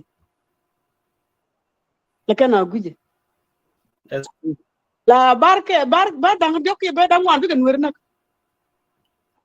tana tin bina biet ba ngai do bi ka rachar awala mi cha ko chum no ko na ne wane ti in sene ti dang da ga lo kwa re ro be ber lo dung la ga lo na re ro dong de kan la na ne kon na ne ga ko chi ga jen ko ban kwany ka jen to cham ne ke yes de ber mu ke ra de no mo ko cha ko na re ro pat na cha na bu ne ko tana bu ne ko without reason mu ngai ke kaga kan ji gambe la ga to te ga mu du gor kan ka mata kan ba ka di kan te mu lo ko gor kan ka lo ko okay ne dia kon dia nang nuuri te na hal nuuri te na gi lo ko ga ji lo ko ba te lo ko murum kan kan nuuri jan ba ko la ko da cha ma ji nuuri mo ka na nang lo ko do ko ku ba ja gambe a ji mo la ko tino shi tan ko ber ta ga ko ri lo ko min le kan ka lan dien ta nuuri ka ko ri lo ko min le kan yin ke lan dien ta la murum ke mu wana na ki jen wona ne gor kan na ku ka mangor kan okay mi ci na ku mangor na ngu ku na rajo de re ada lar ne hiba na de chul ke okay ber la kana chul le de kana chul na ber ta ge ngu ne wol de kana de ga chul kan ber da kana lo ngu ka ci la du mo bi ba la jeno ngu ci la du mo ku la ku ren ke ne ideal ko ne ideal ta ka under umot de la ri en wori men ci tuok adwer men ci ala da ne tini dweran ba chon kel ke ye ba manana nang na ba gor ci nuwer da ci wi da kam nyal dara wo bi ja pal ko kur to akur ku la gwe to akul wo gor ka na ci naw ta ke den mi sa ji ko kan ba da na ngoro na ne ba na chon ram linga ma la da jan ki rai bere ya ne na linga na la kan ke lu wo de ra na support ne na ai ke nyin mi ya ji ji ki ne na nyin ke nyin ko ka na ta na mi te ka ga to ko nan cha man ni kin nak cha man do ni kin nak ka do ka lo je ni ka man do ni kin to la kan chul ko cha gwi ka ba ka tel ku mi sina ka cha ka na ne cha ka bu ni tel ve di cha ka ko kon ban ki ba lo bi na di ra ga ken wur bi ken ling ke ba ta ka mi bi kon di la kon ne kon la nuri o ban ne kon ban ka lok ne kon ko ne kon ci ka ngwa to gambel kan yal janan cha to bon tol mai ni tol ga ka ma ja kan bar an kuma ke lu ko kuma char mi jan bar ko jan tol mai ni rumon ta ano ka tol ka la ka nya ka jebbo nur kan wo ko mo pakaran e ke wo tele mai ken wo ko mo pakaran e ke wo tele mut kan mo pak never ka tele nur mi sha wi lu agwanda onde markan e jang kan ne mo da ke jang on ta mi na nyi ke bi je joy kana kan jang kene ma wala ngai ke je joy kana ku ka cha joy na le bien na ngu wa ga no yu gana me bum ke lo ngu wa yu gana no ngu wa ki ni no ngu wa nga no de je wa no ngu ni dial ka chu ga ngi ngori ba ka su ko le la pele ke cha na joy tele je ka cha de no ba je ga da te ke chu mi sene ba ka je he no ri te ke ter ka ber te ke ter ka jang te ke ter ka tet te ke ter ka jabe te ke ter ka sai so wat mi te ke ter ka ne dial to ke won wo lu nyit no lu nyit nuer che nyit che gur jang kir ma mate wi ko ma ta nge jene ne ko mi che ka ko bom nge je nei ri ti di jala nuer te gambel tel ko de ka nang tin tel ko de ber kon te gambel tel da support de ke je de ro ni na ko ni de mo ro na ka chiu nu ko ti tel bar mi che ma lat ko chiu nu ke la ka le tel bar mi che la de chen ke la ko ne a nyur kon ta de nyur ka nuer la na ro ten kon na na la tel je je no ne ana nyi ke nuer kan ha ka nei to lin kan ma lat kan jira mo ko ane dule lado jira mo ko ane dule lado ti nyura ta muortin ta gurtin ika bi bala ne me lat kene to yicho ba na ji ko men yi shi man wo gambel te le gambel en cara na ga nyo me ana kin wala gambel ngai en toy pinga wala en kenda toy pin karo ada de ne ko ke lo ban ko run ko ta chi mare ta ka nuere ka ta ka chi mare sha da ana ar shi adi de gambel mutin ka bar ta mutin lar ka je ka te de bi kin ko tel go beru tin ko tel go nuere mutin kan sir de ne ku dai dial ka lo gor ko nene bine to bi ko bi nyul kan wero ko kena bokko bi jit ta ko bi jit baka ko de shema ken gambel kan ba ya ko ken ko ni ban ka gambel bo baka ko de shema ken gambel okay bar mi shi ko bi jit ngwera te ka nyol sai ka pinyido ta bar ka bi jit ka kem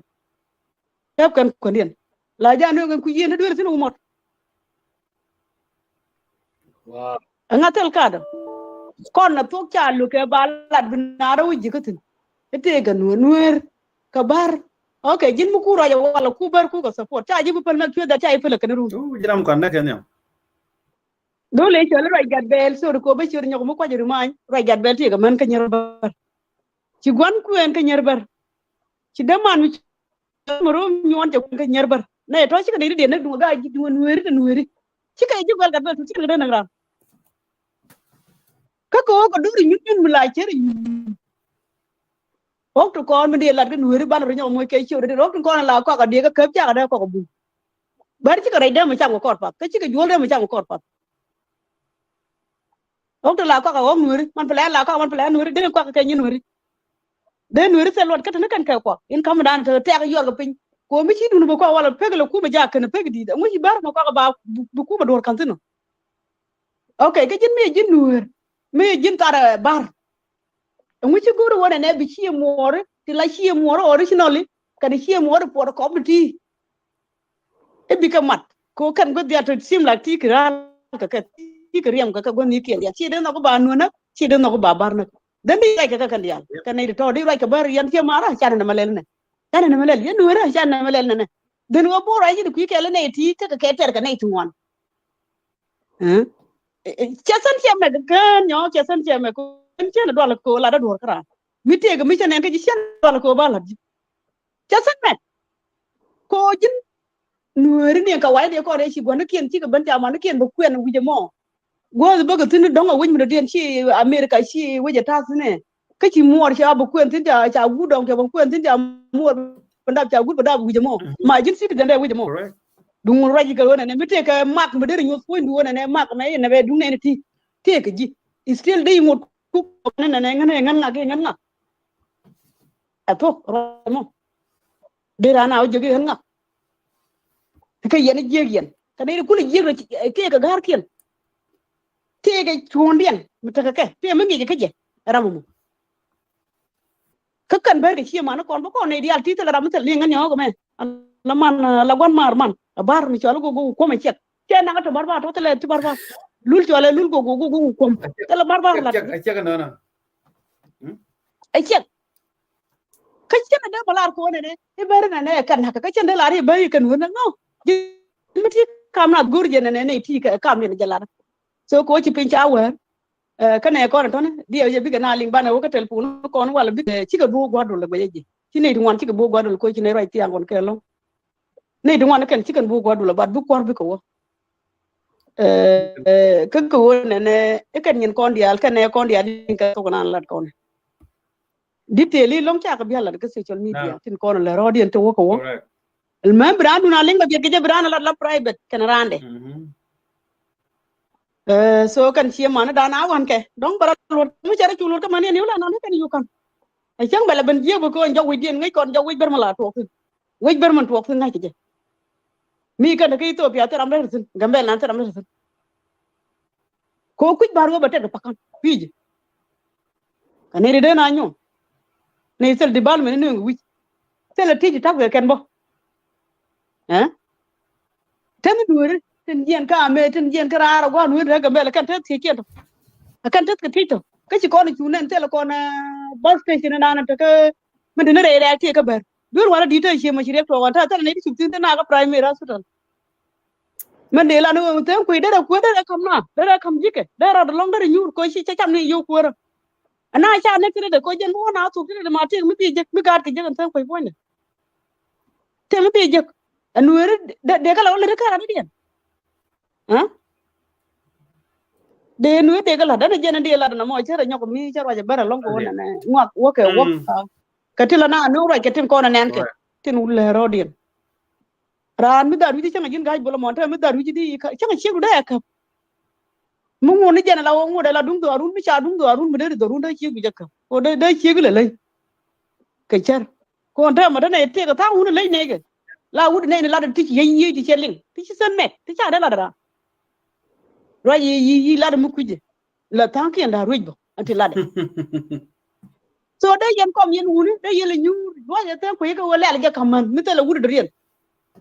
che bu don ko bari man ba ka ngai ri gan ba ka ngai che bu do la che ka gambel da ko da la kan che ngan baro la je ka je na mo baro mu kai cho ba la re ko ra ka man ko te man che gor de kan la roj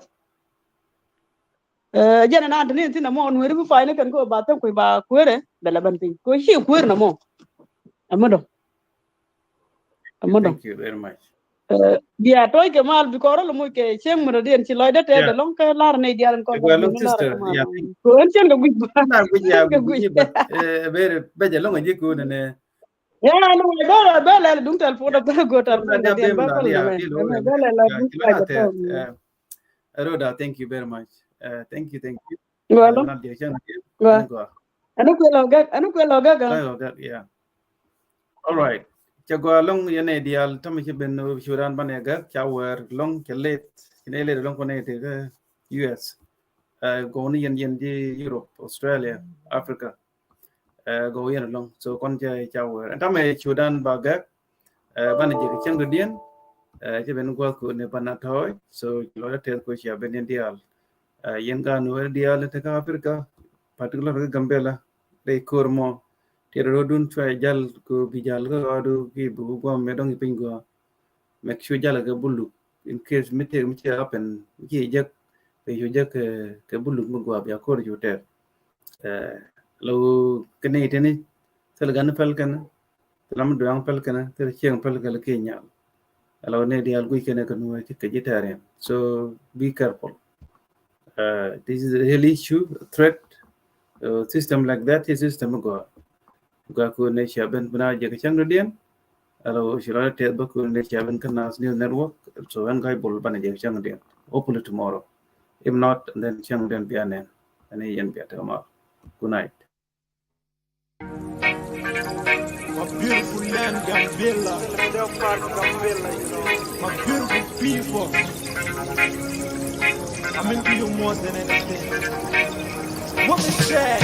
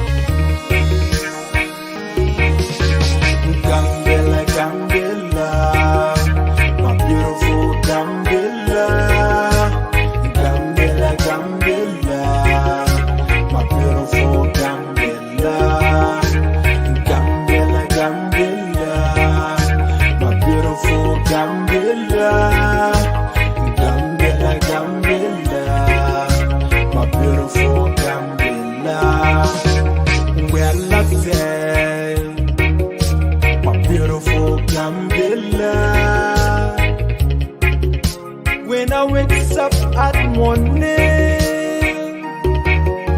I used to go to swim in Bad River, full of mangoes and trees alongside of the river. Gambela, Gambela,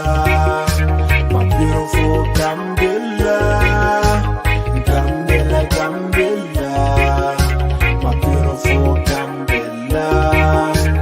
Gambela, Gambela, my beautiful Gambela. Gambela, Gambela,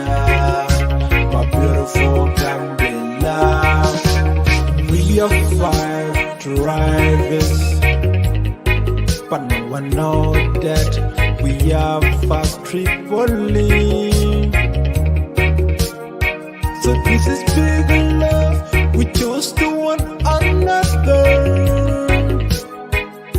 So let's keep the love in that way forever and ever. Gambela, Gambela, my beautiful Gambela. Gambela, Gambela, my beautiful Gambela. Gambela, Gambela, my beautiful Gambela. Gambela, Gambela, my beautiful Gambela.